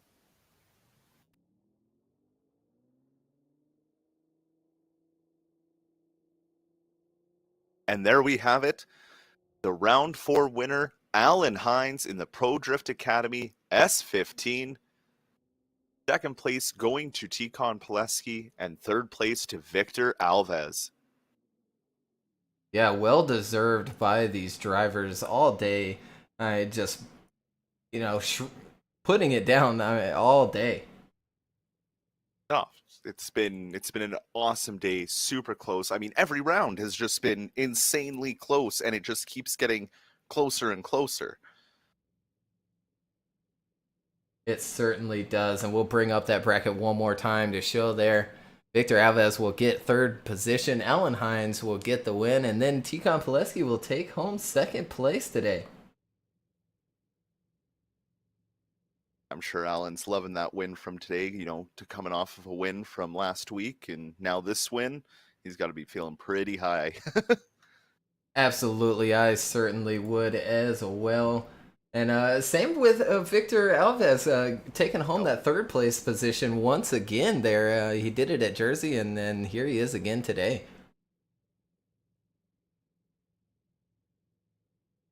Yeah, we'd just like to thank, everybody for coming out, sticking through the live stream, getting to this point, seeing these wonderful 3 cars lined up along with us, enjoying all of the qualifying and all of the battles, and listening to us talk for however many hours it's been now. Not that many. I'm complaining. Absolutely. It was a fairly quick event today, and congratulations to these drivers once again, Alan Hines, Tikhon Pileski, and Victor Alves. And don't forget, Valentine's Day is right around the corner. Grip Royal. You're gonna have to say the coupon code again. You so sweet. You so sweet for 15% off all Grip Royal products. Go and check them out. Get a new adapter for your significant other, maybe a new steering wheel for your significant other, and enjoy the savings. Absolutely, and a couple of people I see asking in the chat if the track is going to be public. It is going to be public. We will release it. We might update it just a little bit before we do make that release, so it might not be today. It may be tomorrow, but stick around on our socials, and we'll have that posted free to download and for everybody to enjoy this really tough track. So hopefully people are prepared for what's in front of them. Oof. And then next round, February 20th, round 5. Yeah, we haven't released what track it is going to be, That's but why I didn't say it. I will say it is going to be another tough one, very high speed, super committed throughout the entire course there, and a very tough last transition. So a couple of hints there. Not too much to give away, but it is going to be another tough one. It definitely will be, but we're excited. February 20th, mark it down in your calendars, and I think that is it for us today. Absolutely. I'm going to see if we can get Alan in here with us for a second. We can get him on in here.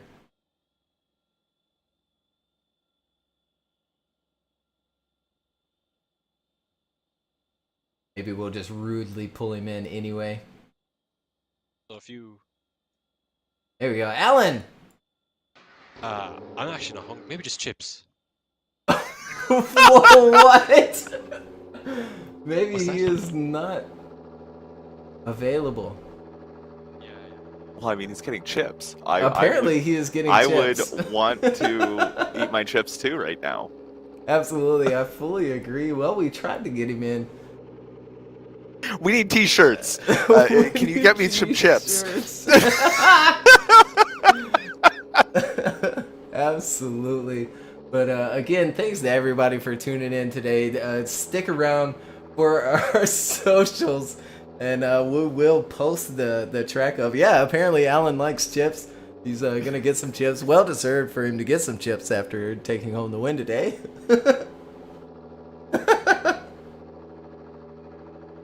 Oh man, again, this has been round 4 here in Brazil, Londrina.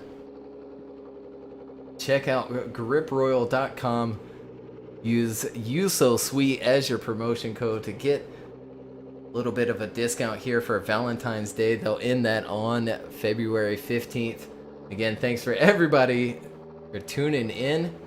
That is going to be it for it for our fourth round of the Virtual Drift Championship.